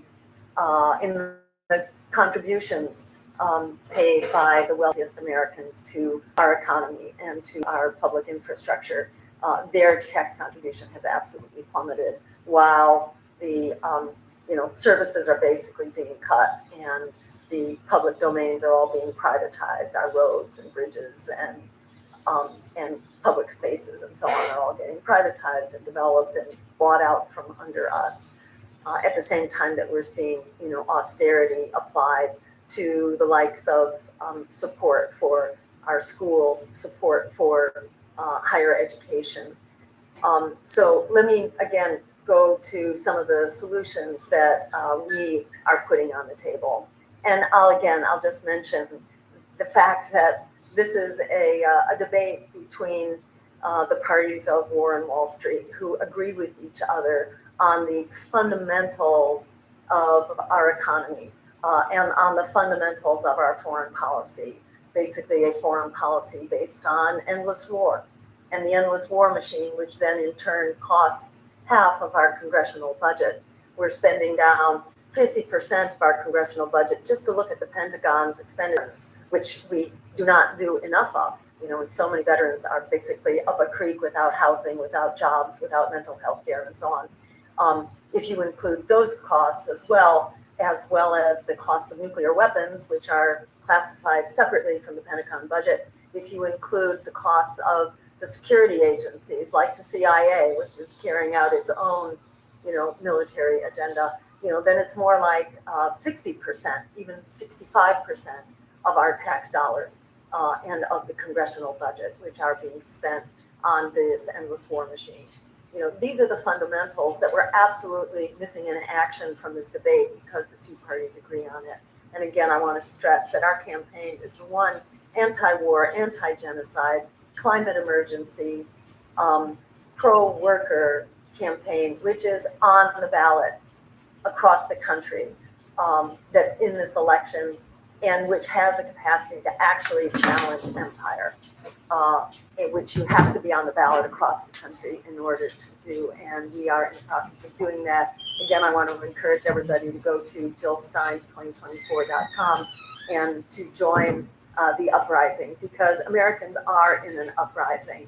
And we heard Donald Trump tonight kind of, going off the deep end as usual, mostly bashing immigrants, and trying to attribute the problems of the country to migration, when in fact migration itself is a crisis caused by the foreign policies of this country, by the endless wars and the regime change operations all around the world, by the economic takeover, by corporate capture of foreign economies and resources and labor, and as well as climate change, which has displaced millions of farmers.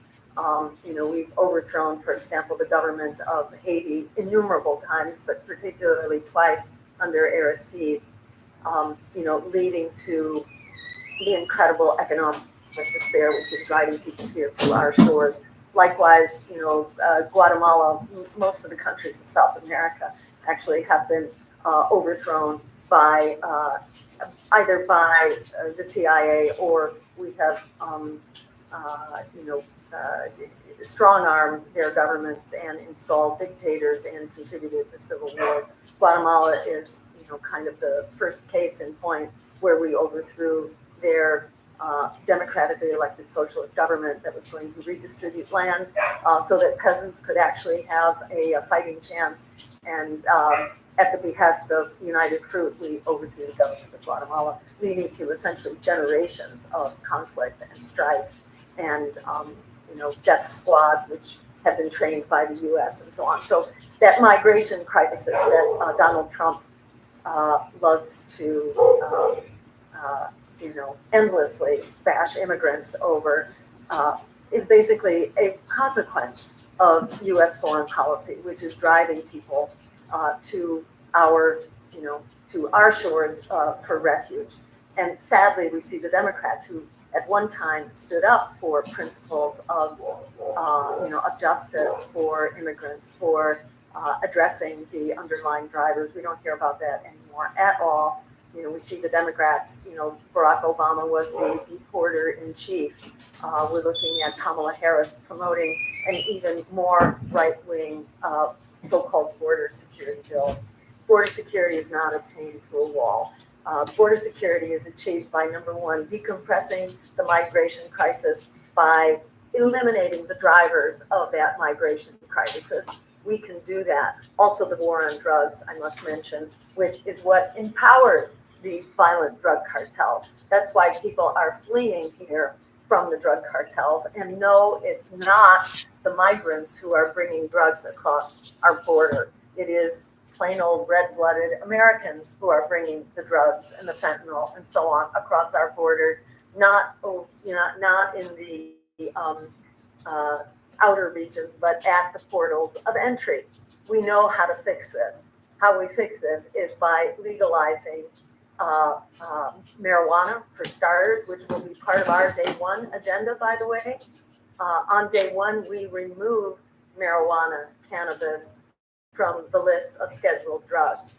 It is legalized on day one, and we pull the rug out from under the drug cartels and the violence which is driving people here.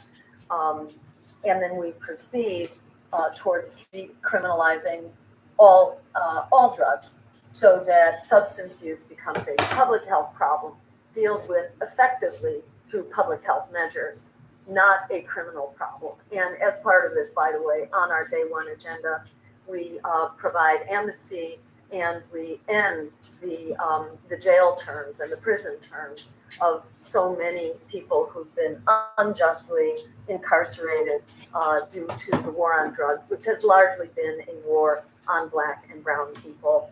So, that's Donald Trump's issue we hear about over and over again, about migrants being the cause of basically every crisis in this country, but not so whatsoever. In fact, migrants, it's well established, have they make the country safer. They have a lower crime rate than here in America. They actually lower crime. They bring stability to our communities. They are hardworking. And in fact, migrants, once they can work, they more than pay their way. That is the problem, that we've been squandering our migration dollars on billions of dollars spent on walls, which simply kill people. They kill migrants by forcing them to more and more extreme routes of migration to flee for their lives from conditions that we have caused. The border wall also kills wildlife and destroys ecosystems.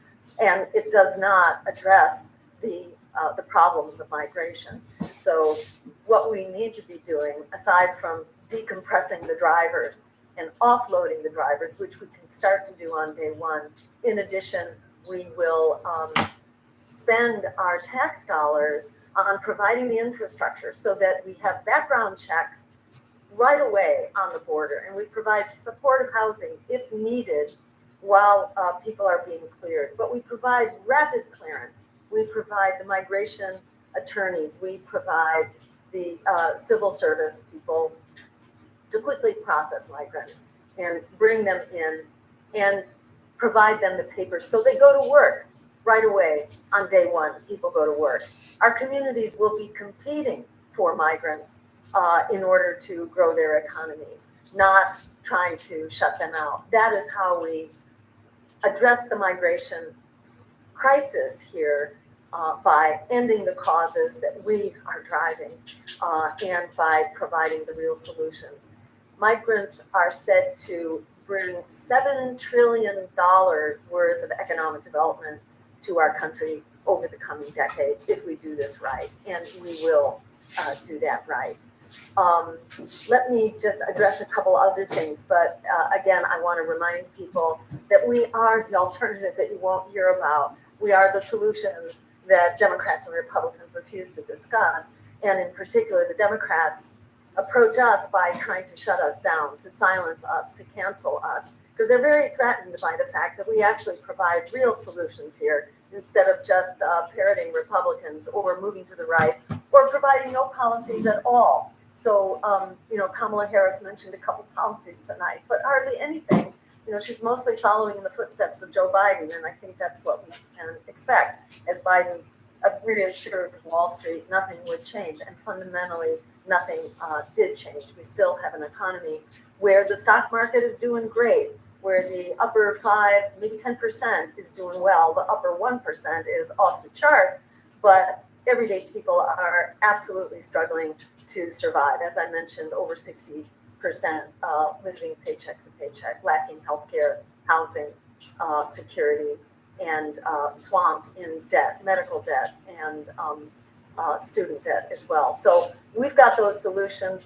Join us at JillStein2024.com. The Democrats specifically are pulling out all the stops to throw us off the ballot with their army of lawyers. They are hiring infiltrators and spies in order to mess up in particular, our ballot drives, but also our organizations. And they hijacked our public matching funds and effectively kept us off the ballot in a couple of states. But let me report the good news that we are still fighting in court. In fact, we are taking Nevada now to the Supreme Court, and we are working with a wonderful set of lawyers, including Oliver Hall with the Center for Competitive Democracy, and Teresa Amato, whose organization name I'm not remembering at the moment, but we have absolutely powerful, amazing attorneys who will be fighting this case now at the Supreme Court, actually. And just to clarify, what happened in Nevada is that we achieved 3 times the number of signatures required. 30,000 voters in Nevada said they want another choice. They want, whether it's because we're the only anti-genocide option that's on the ballot across the country, or the only pro-worker option, the only climate emergency option. There were 30,000 voters in Nevada who said, put this other campaign on the ballot. The Secretary of State actually approved us for the ballot line, and then the Democratic Party challenged us based on some nonsense, which was quickly dismissed, and then they changed the cause of their case, their fight, which then had to do with some little footnote, essentially nonsense, which the court the district court said, no go, that was ridiculous, that it really was not a legitimate issue. We won. And they then took it to the Supreme Court of Nevada, which overturned the decision and basically gave it away to the Democrats again. And this is based on the use of a form which had been recommended by the Secretary of State. We were using the correct form. The Secretary of State swapped it out for the incorrect form. This is like No the kind way. of minutia that you have to be submerged in if you are trying to challenge power. And this is why the Democrats can get away with their army of lawyers to throw us off the ballot, because the whole process is just such a flaming mess. But the long and short of it is that we have wound up on the ballot for 95% of voters. So we are here to fight for an America that's going to work for all of us. And just to make a couple more points here, because I know it's been a long day, and you are all heroes for sticking with it, for being subjected to that assault from the duopoly, and for sticking around to hear the alternative. Let me just name a couple of other solutions. We didn't really hear about a solution to healthcare, and we have an incredible healthcare crisis. I mentioned some of the statistics from before. The numbers of uninsured have not much budged, by the way, under the Affordable Care Act, which is not affordable for most Americans and which does not provide the care that's needed, and you're forced into narrow networks, and you can't get the care that you need. We need an improved Medicare for All system that provides care to everyone, which is comprehensive, including your reproductive health care, puts health care between you and your health care provider, provides for your mental health care, your dental care, your eyeglasses, your hearing aid, your chronic care. If your parents need institutional, I shouldn't say institutional, but if they need chronic care, you can get it at home. They don't have to go into an institution. They don't have to give up their lives.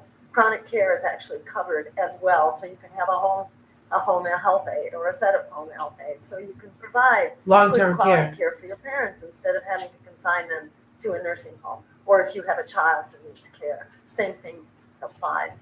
We didn't hear about Medicare for All. They don't want you to know about Medicare for All because it not only provides care for everyone, it also saves 1 out of every 3 healthcare dollars. Hey, Bianca, thanks for coming through, darling. That money gets put into actually providing care for everyone, and we save so much by eliminating the red tape and the bureaucracy that we actually reduce the costs of healthcare. At the same time we expand healthcare, we reduce the costs by $500 billion a year.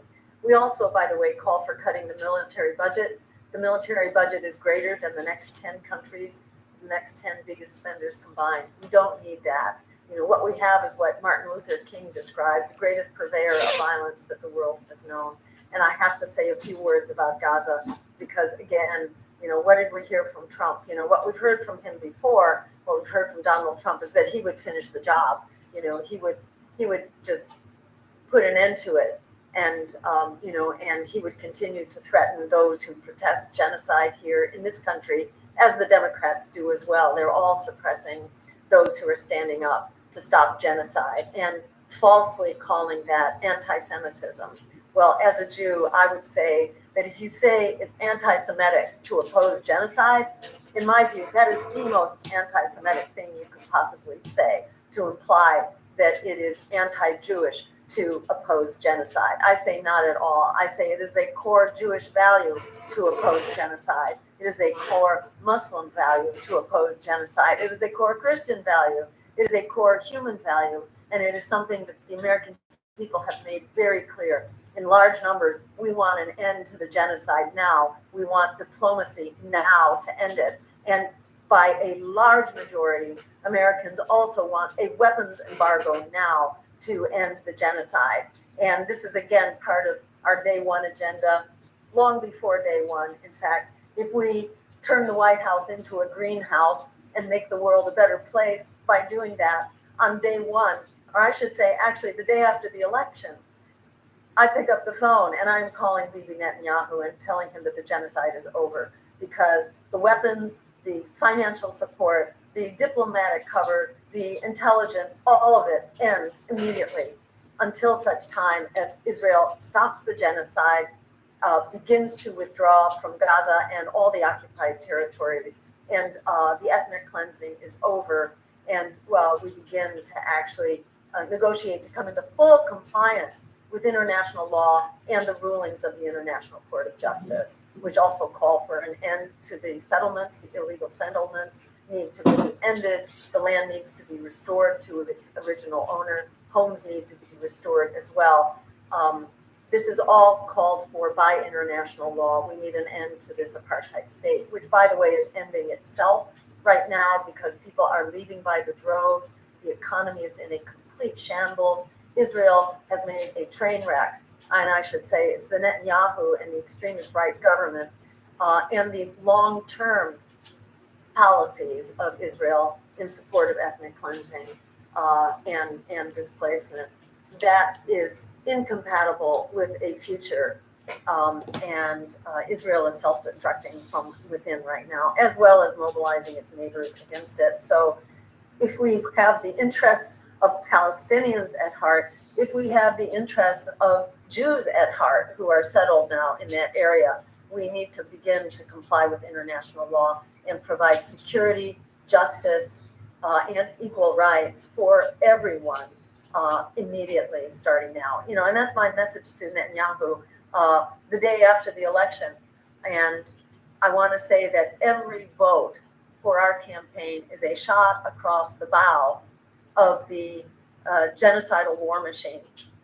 It is a shot across the bow of Democrats and Republicans who support this genocide, who failed to stand up for the American people and for international law and human rights.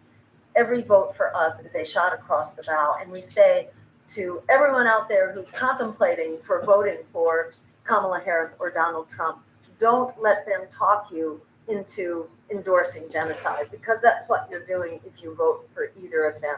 You are effectively affirming genocide. You are enabling genocide.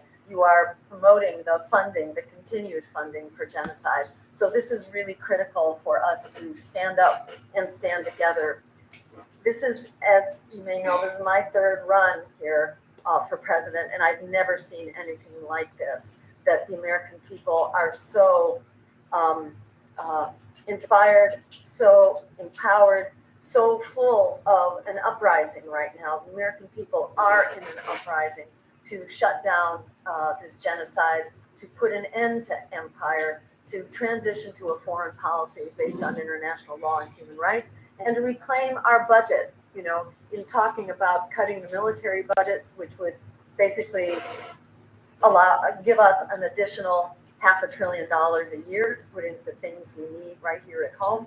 By cutting that military budget, we actually ensure that we have the resources we need, not only for healthcare, for housing, and we call for building 15 million units actually over the next decade, and to begin that immediately in our administration. We will build social housing, so-called public housing, which has been disinvested and allowed to deteriorate and has not kept up with the needs. So we will be cutting these endangering military expenditures and putting our tax dollars into our true needs here at home. Just to affirm that we're not hearing from Donald Trump or Kamala Harris what we need to be doing for the American people. We're not hearing about the actual crises that the American people are facing. So we have a perfect storm for building our power right now, for facing down these abusive governments, the abuse of our democracy, the war on our democracy. We don't have to wait for Donald Trump for fascism. And, here he is backing away from the Plan 2025, which, by the way, has been out there for decades. This is nothing new. This is something we have to stand up and fight. And the way we fight the drift to the right is by actually addressing the material needs of the American people who have been thrown under the bus. That is what is driving the surge to the right. And the Democrats keep enabling it. They lift up and they fund the most extremist Republicans as well. Their commitment to neoliberalism to austerity, to privatization, to big tax giveaways, to endless war. This is what is driving people to the right. We saw a big surge to the right after the Wall Street bailouts by the two Democratic houses of Congress and the Democratic White House under Obama. It's the austerity of the Democrats. It's the neoliberalism of the Democrats. It is not the solution. It's actually a major driver of right-wing extremism. So don't think that you're stopping Donald Trump by voting for more of what is driving right-wing extremism through the Democrats. And again, we're not hearing from Kamala Harris real solutions. We're hearing some feel-good, ode to joy, which is what we've been hearing about for a long time, especially, since the DNC. And if you saw the footage of the upper ring of corporate suites overlooking the DNC, that's where the real control was, in those corporate suites paid for by corporate America, $500,000 up to $5 million per corporate suite. That is where the money's coming from. The Harris campaign is collecting money hand over fist, has more billionaire donors than ever. This is not to exonerate Donald Trump, but we don't spend a lot of time clarifying Donald Trump because his track record, unfortunately, is very clear. The Republicans and Donald Trump have been servants to Wall Street and really don't make much bones about it. I mean, you see some flip-flopping on issues like about war and so forth, but you're not seeing, solutions to actually meet the critical needs of the American people. The Democrats, on the other hand, are giving very confusing PR spin campaigns all the time about how they pretend to be solving our crises when they're not. The Inflation Reduction Act, for example, which Kamala Harris pointed out tonight, was the source of vast new fracking developments. The Inflation Reduction Act, which is their claim to, the great climate legislation, right, which opens up 60 million acres of offshore fossil fuel extraction. Every year, it requires that. That's mandated before any major renewable projects can be undertaken, and 2 million acres of onshore. So, we hear lots of nonsense for the Democrats, and they fail to fulfill their promises, like a $15 minimum wage. By the way, we're calling for a $25 minimum wage because that's what our families need right now. We're not hearing solutions like that. We're mostly hearing disinformation and blather from the Democrats and from Kamala Harris's policies. So I just really want to thank everybody for being here tonight and to encourage you to hold the fort, to double down, because it's never been more important. The crises have never been so basically over the top, and there is no better time for us to stand up and demand the solutions that actually put us on track for an America and a world that works for all of us. On day one, we can declare the climate emergency and unleash over $500 billion to start funding the Green New Deal and the jobs that we need to transition the economy. On day one, we end the genocidal war on Gaza, and we begin to propose a military budget which is going to cut our very aggressive, over-the-top military by at least 50% and put those dollars here into our critical needs here at home and security here at home. On day one, we launch an antitrust lawsuit against the corporate consolidated media so we can, again, restore our First Amendment rights, not only to free speech, but in particular to freedom of the press. So we can have the press once again acting as a watchdog to power, not a lapdog to power, which it is currently in its current corporate consolidated format. On day one, we also bring back town hall meetings so that we can hold our elected officials accountable. So they're talking to us, not just to their big corporate donors. On day one, we bring back congressional hearings so that we can set the record straight and actually begin to educate elected officials and the American people. On day one, we legalize marijuana and we begin to treat our drug crisis as a public health crisis, not as a law, as a legal crisis. And we release from prison so many 100,000 people or more who have been wrongfully incarcerated, and many of them are still in jail. So there is so much that we can do. This is, an unprecedented crisis, but we're seeing an absolutely unprecedented uprising. We are now running really strong among Muslim Americans and Arab Americans. We have a very strong vote. In fact, we're either tied on some polls with Kamala Harris, or we are leading, strongly leading. And, the Arab Americans and Muslim Americans have had a front row seat in the excesses of empire and the inhumanity of empire and the destruction and the Islamophobia and all of that. They've had a front row seat on empire. So they are standing up really and leading the charge for a new world and a new America that's going to work for all of us. And students are leading the charge as well and are back now on their campuses and are still going strong. I understand there's a huge demonstration, in fact, that went on this evening outside of the debates as well, calling for an end to these genocidal wars. So America is ready to step up. In the words of Frederick Douglass, power concedes nothing without a demand. It never has and it never will. We are that demand. And as Alice Walker reminded us, the biggest way people give up power is by not knowing we have it to start with. We've got the numbers, we've got the solutions, we have the values of the American people, and we have the makings of an unprecedented coalition for us to be working together. And do not rule out the possibility of a really unexpected development in this election. This election has been full of unexpected developments. So don't let them talk you into hopelessness or powerlessness. It is not impossible for this race to be turned on its head. And it is not impossible. It is extremely, highly likely that we will make a strong showing. And whether that is 5% or 15% or 35%, enough to win a three-way race, or even 50%. I would not rule out any of that. And however far we get is the jumping off point for us to continue the building, for us to continue the organizing. We need to stop genocide immediately and to begin to reverse the ethnic cleansing and the apartheid state. But it doesn't end there. We've got an empire to dismantle and to transition from a monopolar world, which is not working, which is bringing us to two hot wars on the verge of a third, given U.S. foreign policy right now.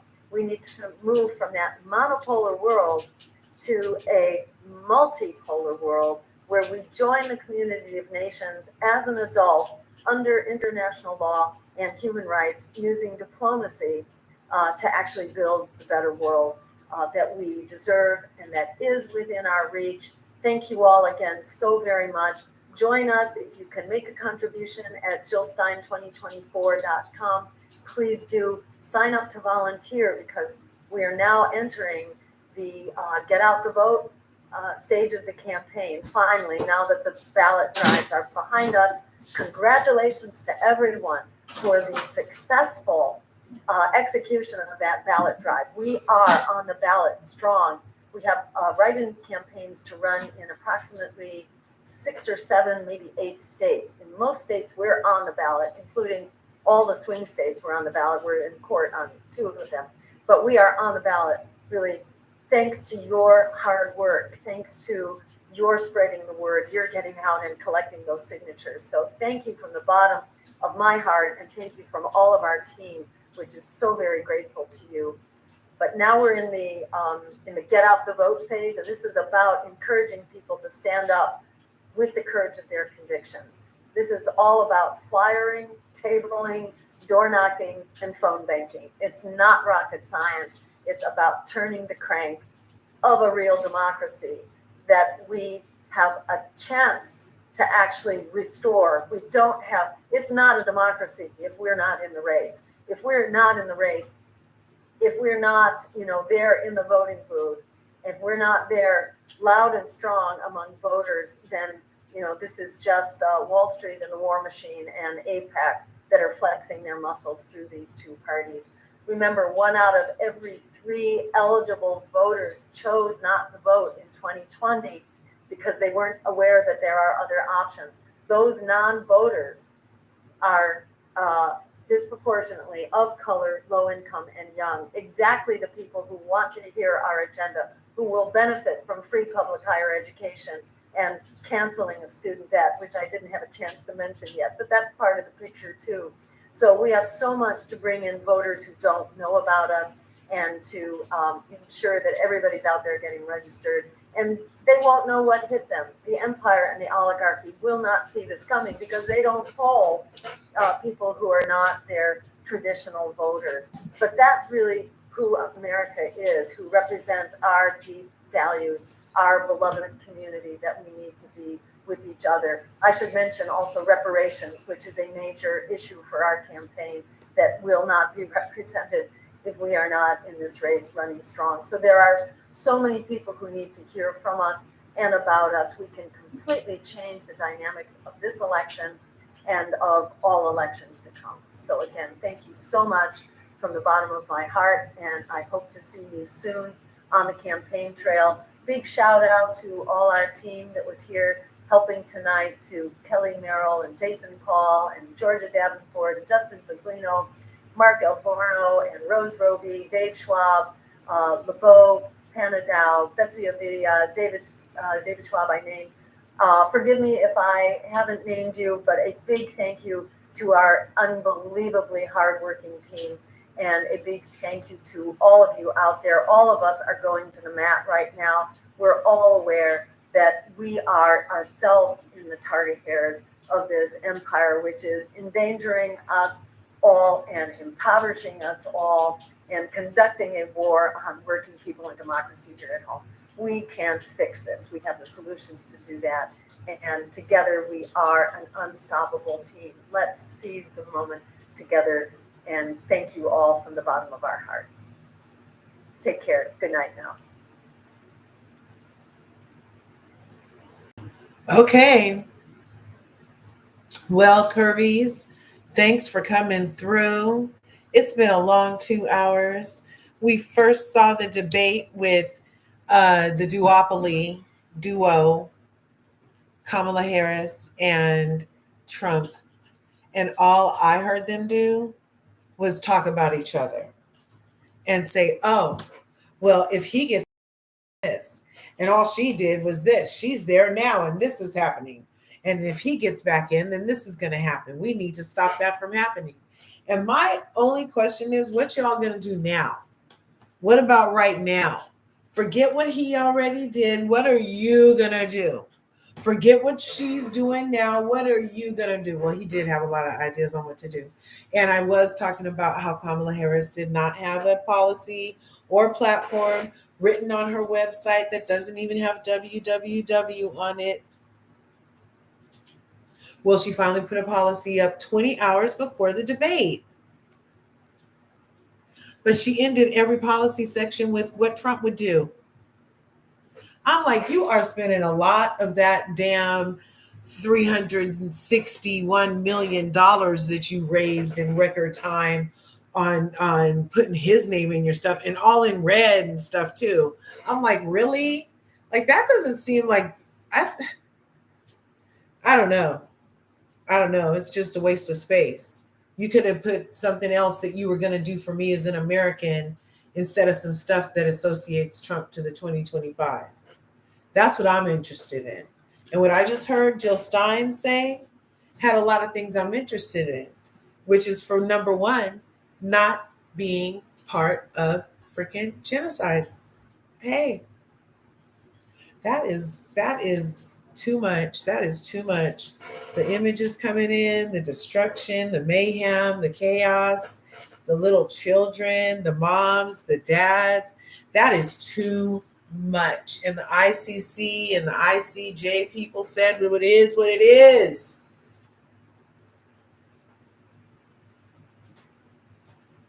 Period. Let that be that.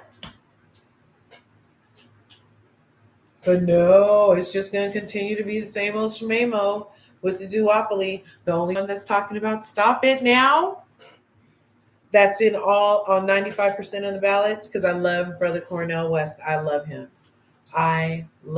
He's also an option. For those people who are exercising their options, Brother Cornel West is an option. We've gone over him before here on Larger Curves. All you have to do is go through the videos and the archives and look for the one that says policy check or something. I did a side by side policy check for Brother Cornel West, Jill Stein, and Kamala Harris. I did. We went over all the policies we could find. And every policy we found on Kamala Harris, she had flipped on, y'all. Every single one. Every policy we found for Kamala Harris. Every single policy we found for Kamala Harris, she had flip-flopped on. I'm telling you, y'all know I call Dr. Simone on Married to Medicine, Dr. Pancakes, because she flip-flops so much. Look, the way I see it is we're about to enter into a relationship. And I myself, personally, am not with that Jerry Springer type shit, okay? I like you to be a consistent mofo, okay?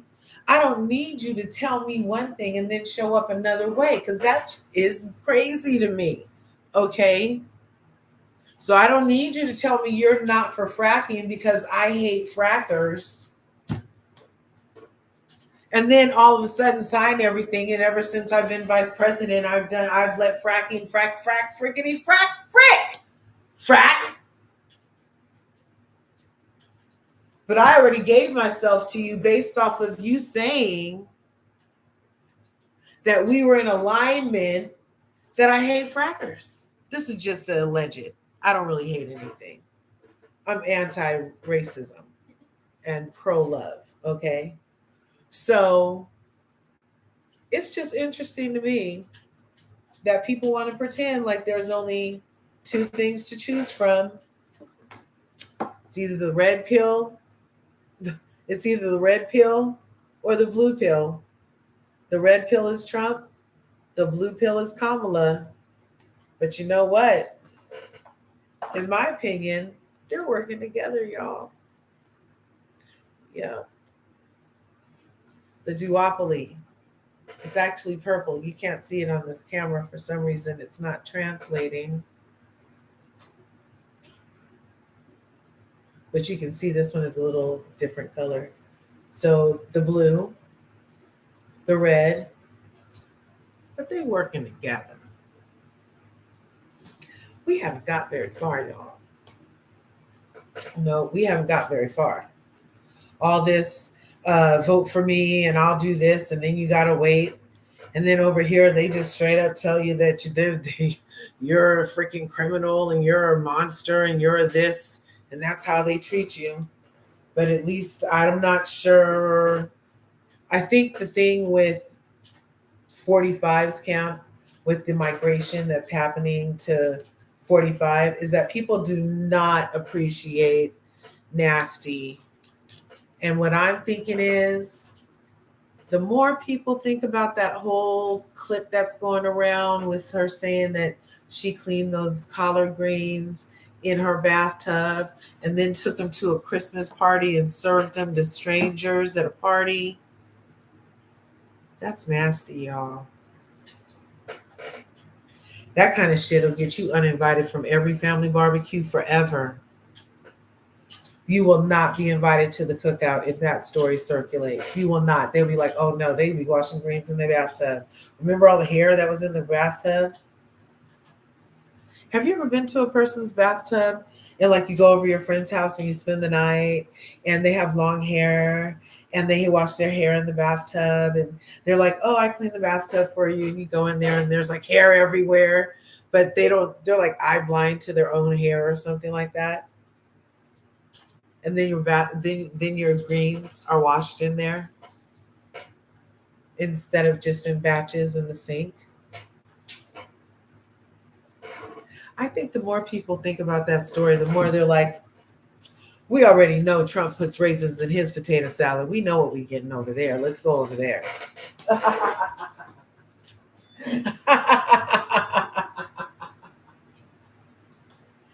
Raisins in potato salad is a no, if you were wondering. But at least if we know you put raisins in your potato salad, we know not to eat that potato salad. You didn't sneak wash your greens in the fucking tub and bring them to my freaking party and have my friends eat them. And then on every chance you get to flex your black card, you tell a story about greens. That's kind of racist. That's low-key racist. That's low-key. That's not even racist. It's low-key like stereotypical. You know, she may as well say she makes great fried chicken. You know what I'm saying? Oh, and I had to wash the chicken in my bathtub. Have you seen those TikToks where those people make full-on drinks and everything in their freaking toilet? They put sherbet in the tank, and then they fill the bowl up with freaking ginger ale and flush so they can make slush. Have you seen that shit? And then they stand in front of you and drink that shit. Have you seen that? It's nasty. It's nasty. And I'm positive the more people think about that, they're like, something's not right. Something's not right. Because if you did do some shit like that, you should keep it to yourself. You should have taken that to the grave. You should not. You should not. That should not be the only story you have, the only anecdotal story you have that stereotypes you down to the base of culinary artistry. That should not be your only one. You should have another story about how you make peach cobbler so good. They'd say that, did you back up and sit down in this? Oh, you must have backed up and sat down in this. That's what they used to say at my grandma's table. And I would be like looking at the freaking food. I'd be looking at the peach cobbler.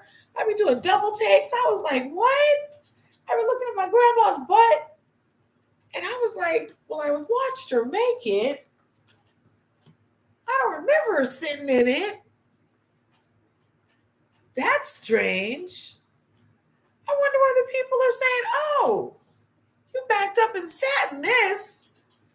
She would make hoghead cheese. They'd be like, oh, you stuck your foot in this, You stuck your foot in this, Ooh, you stuck your foot in this. So what I was thinking was I was willing to almost give her out. Look, I was trying to help her. Okay? I was trying to help her. I was like, I told husband, I said, I've been thinking a lot about why she would think it was okay to say out loud that she washed collard greens in her bathtub and we can clearly see her hair. And we know anytime we've gone to a friend's house with hair, whatever type of hair it is, it's everywhere in the shower. Even though they swear they just cleaned it. Every time you can go to a hotel room and it'll have hair places that make you think, did they clean this room? They will. So imagine the person who's going to run the country telling you that their brilliant idea as a prosecutor who stopped trafficking of everything that's everything ever, not only washed your greens in the bathtub, but then brought them to a party as a potluck item and served them to people and watched people eat that shit. And thought it was a good idea to tell that story. So I said, husband, she grew up in Oakland. I'm from Oakland. And I just told you what they used to say about when my grandma would cook, y'all. She would back up and put things in it, stick feet in it, all kind of stuff. That means that shit is good. That means, ooh-wee, that means that is good. Okay, that is good. That is good. That is line out the door on Thanksgiving. That is everybody's coming for a plate, okay? Oh, damn, you ran out already? Yeah, because Ev backed up and sat in everything. Because as it turns out, that what that means is, like I said, that you can cook. So I'm thinking that maybe she was hanging out with one of her Oakland really black friends, went over to eat at their house, overheard after tasting something so scrumptious. It was just scrumptious. She tasted, it was just scrumptious. She tasted it and it was like, oh, in her mouth, okay? It was like the rays of heaven came through the clouds, like when I got married to my husband on Ocean Beach. Yeah, it was like kind of a great day. And then as soon as we said I do it, I was Mrs. Who I Am, because I'm a wife. Yeah, when that happened, then the sun parted the clouds and the sun shone on us as Mr. and Mrs. And the breeze kicked and the reflection was right at our feet and it brightened the path into the future as Mr. and Mrs. And here we are today. Ooh, I be giving myself goosebumps thinking about that day. Anyway, I said, husband, I said, maybe she was hanging out with a friend in Oakland, went over there, tasted something scrumptious. The people was talking about backing up, sitting and stuff, sticking feet in it. And it's obvious it doesn't have any feet. And it's obvious that person did not literally back up and sit in anything. And you're young and you don't really understand, but you know that it tastes good. So what are you going to do? Maybe your best thought is to wash it in the bathtub because that's where feet and ass go all at once. So that must be what the hell is going on. You must be washing peaches in the bathtub because that's the only place feet and ass can go at the same time. You must be washing these greens in the bathtub because that's the only place feet and ass can go in the place at the same time. If you're making hog head cheese, you must be washing that in the bathtub because that's the only place that you can back up and sit in something and stick your big toe in something at the same time. So I was trying to give her out, but then I thought, no, I don't think it was that.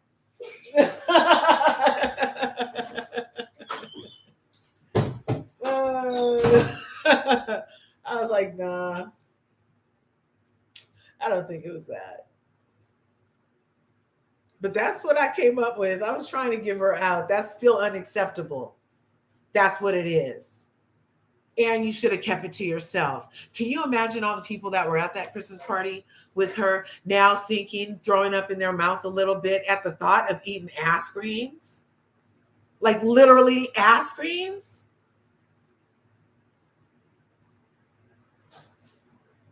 That's where the migration is happening because the duopoly, this purple thing that's right here, it's not working, y'all. It's not working. Nothing's happening. They get in, nothing happens. They get in, nothing happens. They get in and they blame them, and they get in and they blame them. And we in the middle and nothing's happening for us, but we seeing all our money go everywhere except for here. Well, we see people that are us under fucking freeways, y'all. We know people that are us that serve this country that don't even have it going on right now, y'all.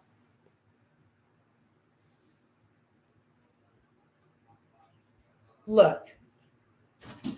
All I'm offering is to know that there's more than two options. There's more than a duopoly. Do your research. Do your due diligence. We just watched Trump say a lot of stuff, and we just watched Kamala say a lot of stuff. But did they say anything that was going to take care of you and your house and the gas and the fucking milk being the same price per gallon? Did they say anything about that shit? Y'all, they didn't say nothing about that shit. But you know what they said? Israel's going to have what it needs. Yep, sure is. Most definitely that. That's for sure. That's most definitely that for sure. For sure, for sure, for sure, for sure, for sure. But us under freeways, without the right kind of health care, living paycheck to paycheck, talking about giving us $6,000, when I'm hearing that these people are getting $13,000 in food stamps and $5,000 a month, ma'am, I'm not sure how that's happening. I'm not sure.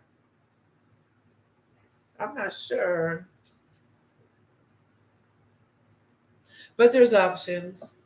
There's whole other colors. There's green.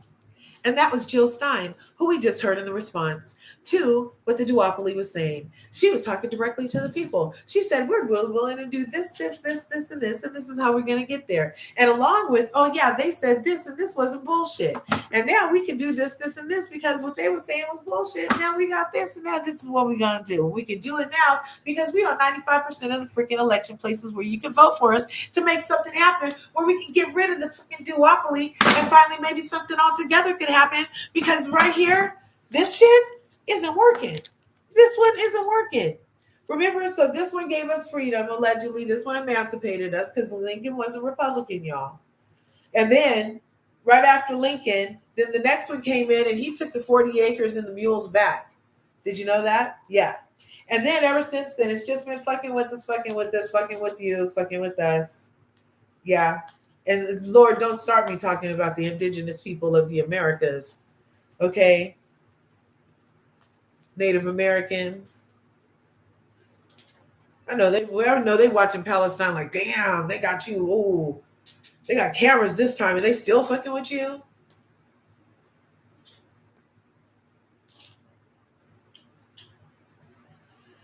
So there's a whole other option. 95% of the ballots. Green is available on 95% of the ballots. You can't see it, but it's right there. Cornel West, Brother Cornel West. We've gone over his policies before. He has some very sound policies, you guys. He has some very sound policies. He has some ideas on how to get places.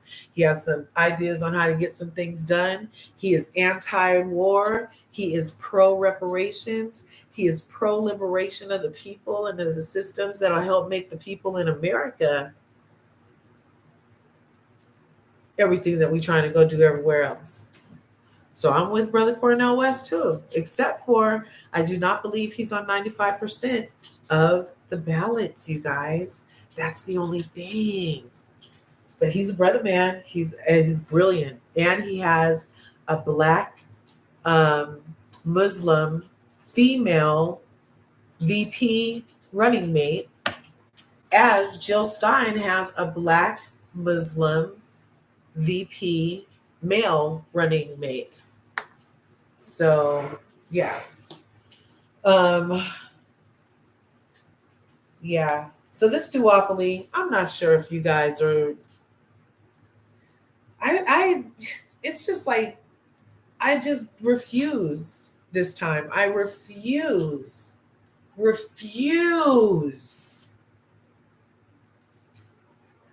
to vote between two evils. I refuse to participate in that regard. I refuse. And if you look up the definition of a vote, it means you can do what the fuck you want to with it. Okay? That's in larger dictionary. I can do what the fuck I want to with my vote. Okay? How about that? And I choose not to participate in the lesser of two evils. Because like I said, they're connected. My mom had mentioned that my whole booty cheek reference is kind of vulgar and cheapens my point. And so in an effort to elevate, I'm trying a new analogy with a visual of colors. I really like this one. I really, really like this. Thanks, Mom, for making me think outside the box. Because even though it still is two cheeks on the same ass, this is a better visual because I couldn't find any ass cheeks. I looked, and even the ones I found online didn't really look like ass cheeks by the time I got it cut out.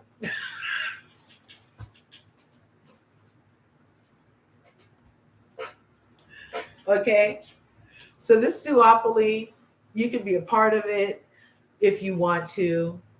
You know, people say if you voted for 45, you don't have to be a racist, but it means that you agree with one. And then they say if you vote for Kamala, that you don't have to be for democracy because you didn't even vote for her. They voted for her and told you that this is who you vote for. Look. And that's my other question. I'm like, how you get installed and never got a policy until 54 days after you got installed? You know, I was over here complaining. You can go back to the videos, anything on politics. I've been blowing her up, not blowing her up. I've been showing her page in comparison to the other people who are running for president, platform compared side by side with platform, showing in real time the thoughts about what the vision is for the country. And she didn't have nothing. All she was doing was asking for money. That's all she was doing was asking for money.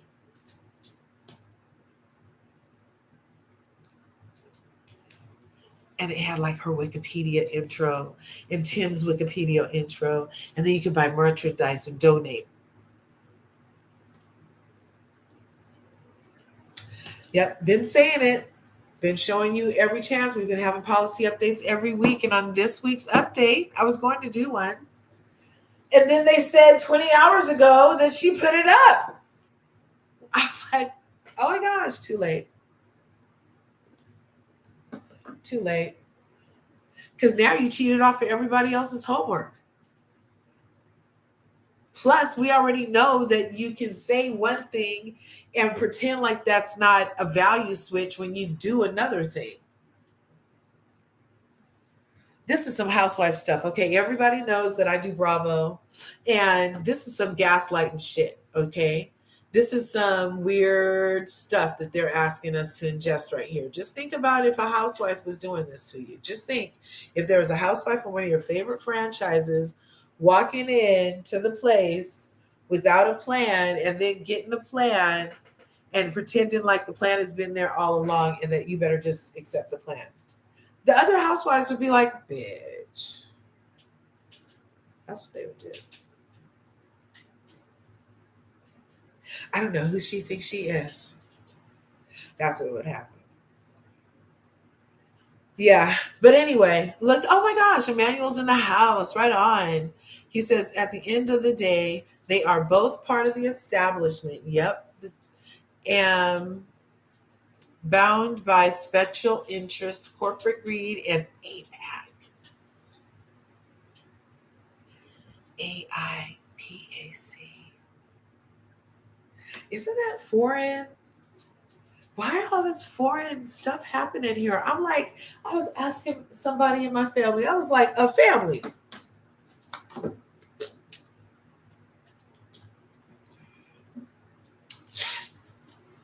I was like, family. I said, you know how we've been finding things out just randomly that's not what we thought. Like I just recently found out that we're not in a democracy at all. We're in something called a constitutional republic or something like that. And that democracy is not really mentioned anywhere. Did you know that? I just found that shit out. I've been democracy. What about democracy? Kind of find out it doesn't matter. So I was like, what if we found out there was some type of written law somewhere that literally says no tax money shall be spent on Americans, that all of our tax money is basically revenue for other things, and we cannot benefit from it directly. Because that's what it feels like is going on forever. Like it doesn't feel like there's been a way around that, really. It's like they give you a little over here and then they take it back over here. So it still is like they got everything. You know what I mean? It's like they take your forearm, but then they give you back. No, they take your arm and then they give you back up to your elbow, but then they charge you up to your clavicle. So they end up with more in the long run. And you're like, you guys, do you get it? Is that extreme? Yes, I can't see. Oh, she said she can't see you. No, he's right there.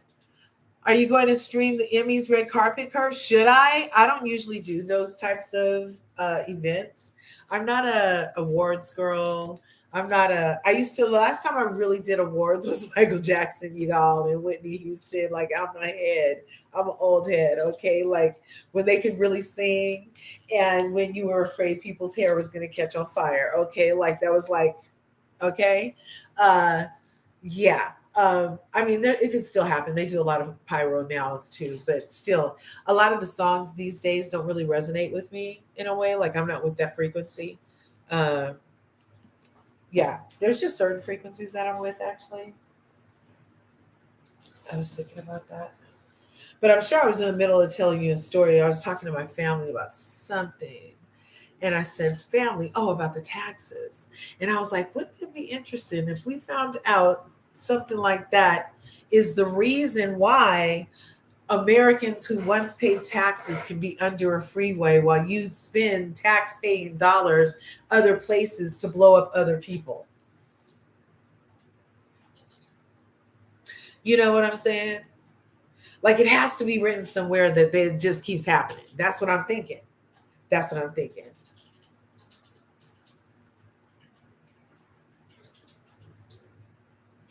Yeah, did you see that Moochie and somebody else? Yeah, we bathed the dog in the tub. Exactly. The dog would get bathed in the tub. Okay. I know people that wear their shoes in their house tub, and the only person that uses it is them. Okay. Because even they know that all the germs are still probably there. Okay.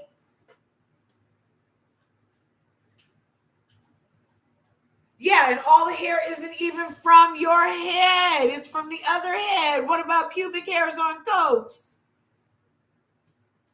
Clarence, it's a pubic hair on your coat. Remember there was a whole hearing because the lady said, he said, this is pubic hair on your coat. And that was called sexual harassment. No wonder Brandy Glanville thinks she has a case. Yes. Yeah, that part. I'm like, the whole hyping up of the collard green story. Okay. And arguing with me, justifying that she hasn't had a platform for 54 days. Like, oh, she doesn't need one, just vote. Who you working for, Massa? That's how Massa be talking. That's what I know. That's what I know. And I's free. I's free. Okay? I's free. You're not telling me who to vote for. Just votes. Just votes. What you always asking all these questions for? Just votes. That sounds like some old Django. What was that character in Django? Samuel Jackson played the house Negro so well in that. Ooh, he made us hate him in that. Ooh, we hated him in that. That's what that feels like. Coming over to me, messing with me for Massa. All I was wanting to do is ask Massa how long we got to dance tonight, Sam. Why are you always asking so many questions about Massa? You just get to dancing. That's what it feels like. And I'm like, really? Really? I feel like I'm in the fucking Twilight Zone. I'm like, really, it's okay that you didn't vote for her. And really, it's okay that she doesn't have a platform. And really, I don't get to ask any questions. And I'm like surrounded by people in that energy everywhere I go. Everywhere I go, it's like on me. It's like on me. It's like, what are you doing? It's going to be because of you. 45 gets in. It's going to be because of you. 45. Hey, look, I'm not pro 45, but I am definitely anti this shit. I'm anti the duopoly. I'm pro green. I'm pro Cornell. Yep. I'm pro free thought. I'm pro getting off the plantation. I'm pro breaking free of the duopoly. Yeah. I'm pro stop getting talked around my panties. Yeah. I'm pro all that. Let's see anything else. Some discussing. It's very sick. Right on. I appreciate you guys coming through. I appreciate it. No way. You got an email from Kamala. I wonder if it's because I sent you the Jill Stein thing.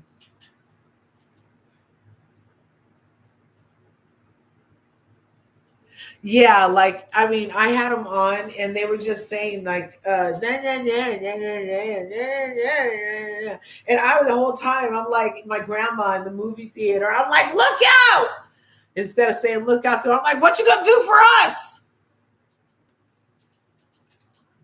Trump did this, Trump did that, but what are you gonna do for me as an American citizen? Forget saying that you were not doing nothing for me since I'm black. So just let me in with all the other Americans in general. What you doing for us?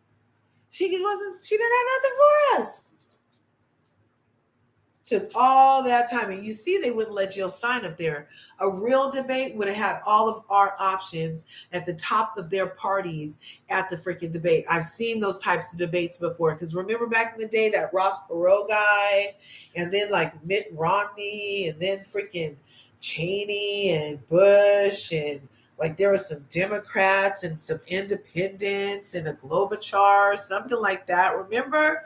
And they was all from different tribes, and they all gathered, and they was like, oh, I can make a booger talk, and they was like, I can make a booger talk in Spanish, and they was like, oh, I can make a booger talk in Spanish and alien. Remember?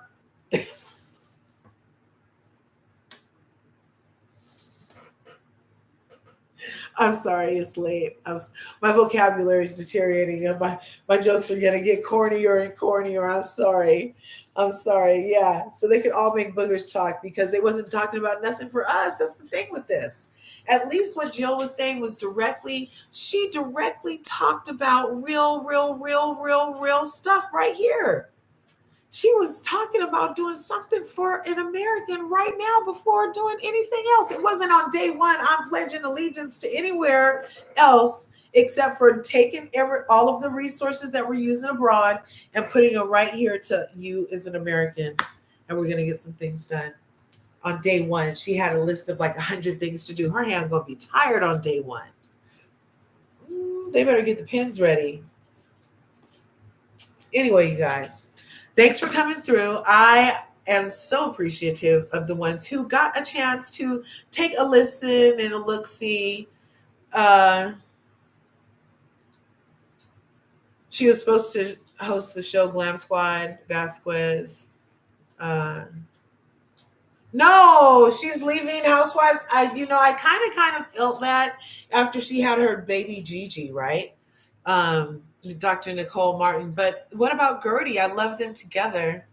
I did see that Nene's hosting the red carpet event, so that could be a reason to watch the thing, the Emmys.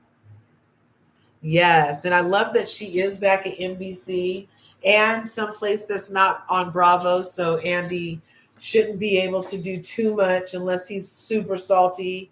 Or maybe, you know what it is? They had to let her back because I was just about to start another boycott, y'all, because Stassi is back.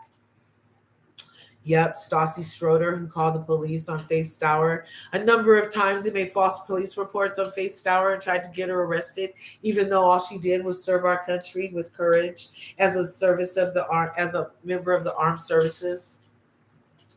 Yep, and the only reason she called the police on her was because she was black. And then she bragged about it on her freaking podcast and everywhere else she went. And so did Kirsten, and they all got fired. Yeah, because they would say the hard R. Yeah, on top of it, all the hard R's got fired. Yeah, and that's when Jax had to go. Yep. And then Brittany was mad at Faith because she smashed Jax and she called her the nappy-headed hoe. Yep. Uh-huh. And it's something about a black bee. Yeah. Yeah. So, and then that's not to mention how Lala got to chase Faith around with a freaking knife on set and hold it to her throat. And she's like, I'll cut you, bitch. That's what she did to Faith Stour. And the cameras were rolling. And they didn't cut. And they got it all on camera and let it happen. So because Lala is allegedly going to be on the Valley, and because Jax and Kristen were already on the Valley, along with nappy-headed Brittany, yeah, they all got their jobs back. And the only one who wasn't back yet was Stassi. And it was mostly because she just had a baby, probably wanted the baby fat to go down first. But she said that she wasn't ready to do it, that she wasn't interested in doing it. But she is coming back. She's getting another show. She's coming back. So if they're hiring all of these known racists who have, I don't know about a racist rehab. I don't know about it yet. And I don't know what they've done in their life to remedy their beliefs that calling the police on black people and using the hard R and using racial slurs against people. I'm not sure what kind of rehabilitation process they've gone through. But Faith Stour has not been made whole, according to my own recollection and knowledge, since the last time we reported on it here at LRGA Curves. Make sure you smash that like button, smash the subscribe button. If you haven't already, ring the bell. Okay. But so because they are hiring all of these racist adjacent people, and Nene's blackness was left out for calling out their racism towards her as a black person, they had to have Nene back in some capacity in order to make the transition of allowing all these racists back on TV without blowback this time. They finally got somebody who thought this shit through. Okay? Maybe they got a black person in the room and they was like, look, you got a lot of us that watch your shit. You're going to need to do something. And we're going to need Nene back in the NBC sphere in some capacity. Okay, getting some coins, because she deserves it since you're hiring all of the hard R's back. Okay. So I think that's why she got, and I'm glad. I hope it's something more. I hope it pans out to something more than just this one hosting gig on top of it, because the hard R's, the racists, are getting spinoffs, shows, 14 episode shows with reunions. Okay. The hard R's are getting all of that. Okay.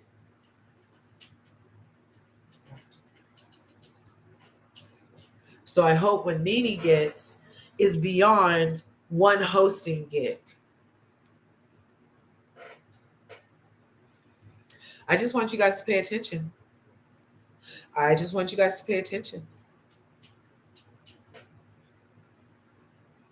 They got so much blowback when the Valley started, and it had Jax and Brandy. And what's his name? Jackson, Brittany, and Kristen Doughty back on our screens. And then even Max got to do a pop-up, and he was another hard R. And Nene still hasn't even been to arbitration. Oh. Some people were triggered. It was just annoying. It's just fucking annoying. It's disrespectful. It's disrespectful to not even address Nene's problems for all these years and then rehire all these people that did these affronts to other people of the same race, which is clearly racist behavior. Clearly. Somebody said, oh, all you do is talk about racism. That's your thing. Look, all I do is point shit out that's obvious. If all I do is talk about it, and then that's what's fucking happening. I don't do it and I won't have to talk about it. How about that?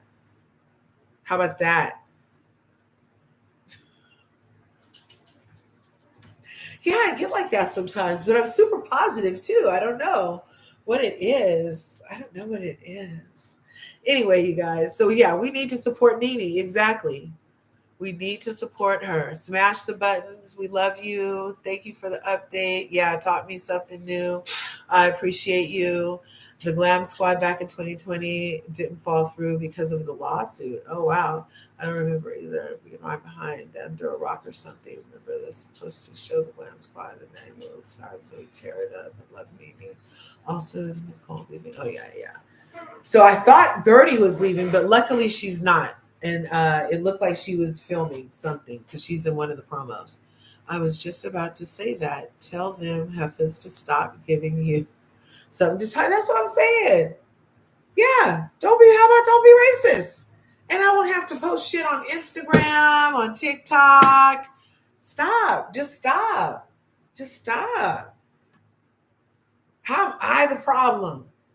How about that action is the problem? Fine, I'm a little reactionary, but The first step in 12-step program to healing is to admit you have a problem. Maybe you think that shit is cool. Well, it's not cool. There's a whole lot of people in this world to get around, and we don't need the likes and no racism, making shit harder for some people, giving you a little superiority complex.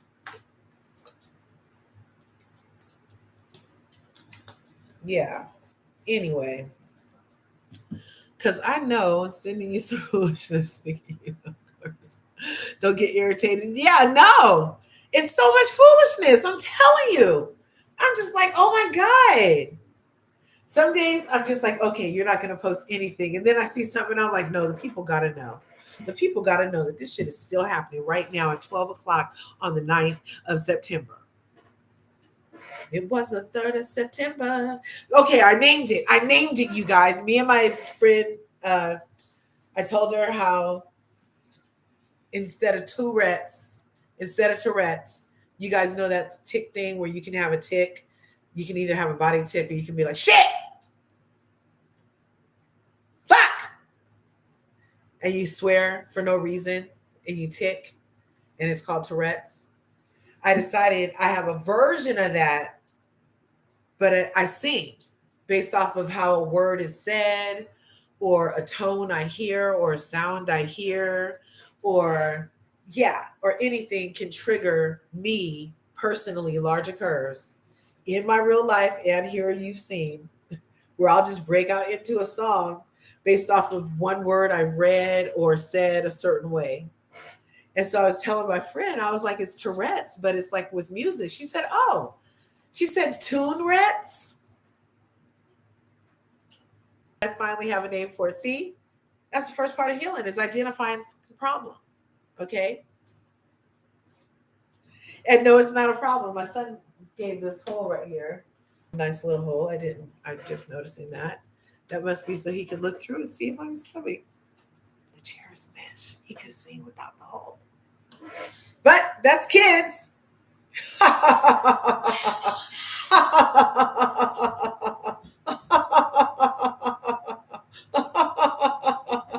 Who was I being? Stay over there. Stay over there. You can't be on this camera. Stop. No, wait. You cannot be on this camera. Stop. I was being Kamala. I'm sorry. I was so glad she did not cackle tonight. She must have got a cackling coach the way that Gina got a posture coach on the OC. Those who know.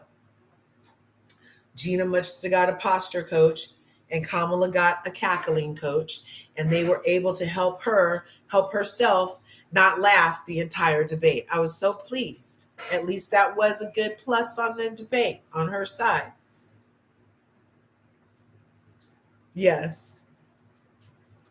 Yeah, like I'm not going to post nothing. And then I'm like, So anyway, okay, you guys, it's like 3 hours I've been live. Wow. I really hope you guys found this at least informative, funny, entertaining, a little, we did some commenting, some research, copyright disclaimer, all that stuff I didn't have the rights to, all right? I didn't have the rights to none of that stuff. But under copyright section 107 of the 1976 Act, the copyrights of fair use is made permissible for research, commenting, education, and teaching. And it tips in personal fair use and education. Okay, so yeah, I don't know why I'm making all these weird faces tonight. I was like, stop. No, okay, he's coming over here. Stop. You cannot get back on this camera. Stop. I'm live. Stop. Yeah, you're so cute. I love you. Look, it's time for bed. Move. So cute. Sorry, you guys. Yeah.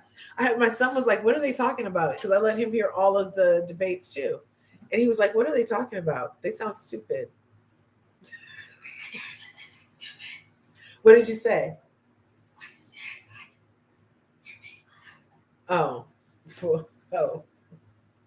Yes, it was tonight. Everything was fair use. Yep. Okay, you guys, let's go ahead and get out of here. I'll see you guys in the next video. I hope you have a wonderful, blessed night, morning, day, whatever time it is in your Truman world. Okay. Good afternoon, good morning, and good night. All right. Or should I say grand rising, grand noon, and grand evening, wherever you are. Yeah, I'm flipping the script on everything. I'm getting out of the duopoly. I'm not using the words they tell me to use in the order they tell me to use them no more. I'm telling you. They got me tripping. Anyway, y'all. Okay. You guys have an excellent night. Be you. Get some rest. That's part of self-care and self-love. And remember, even in sleep, there's enough to go around. So go get some, y'all. And I'll see you in the next video.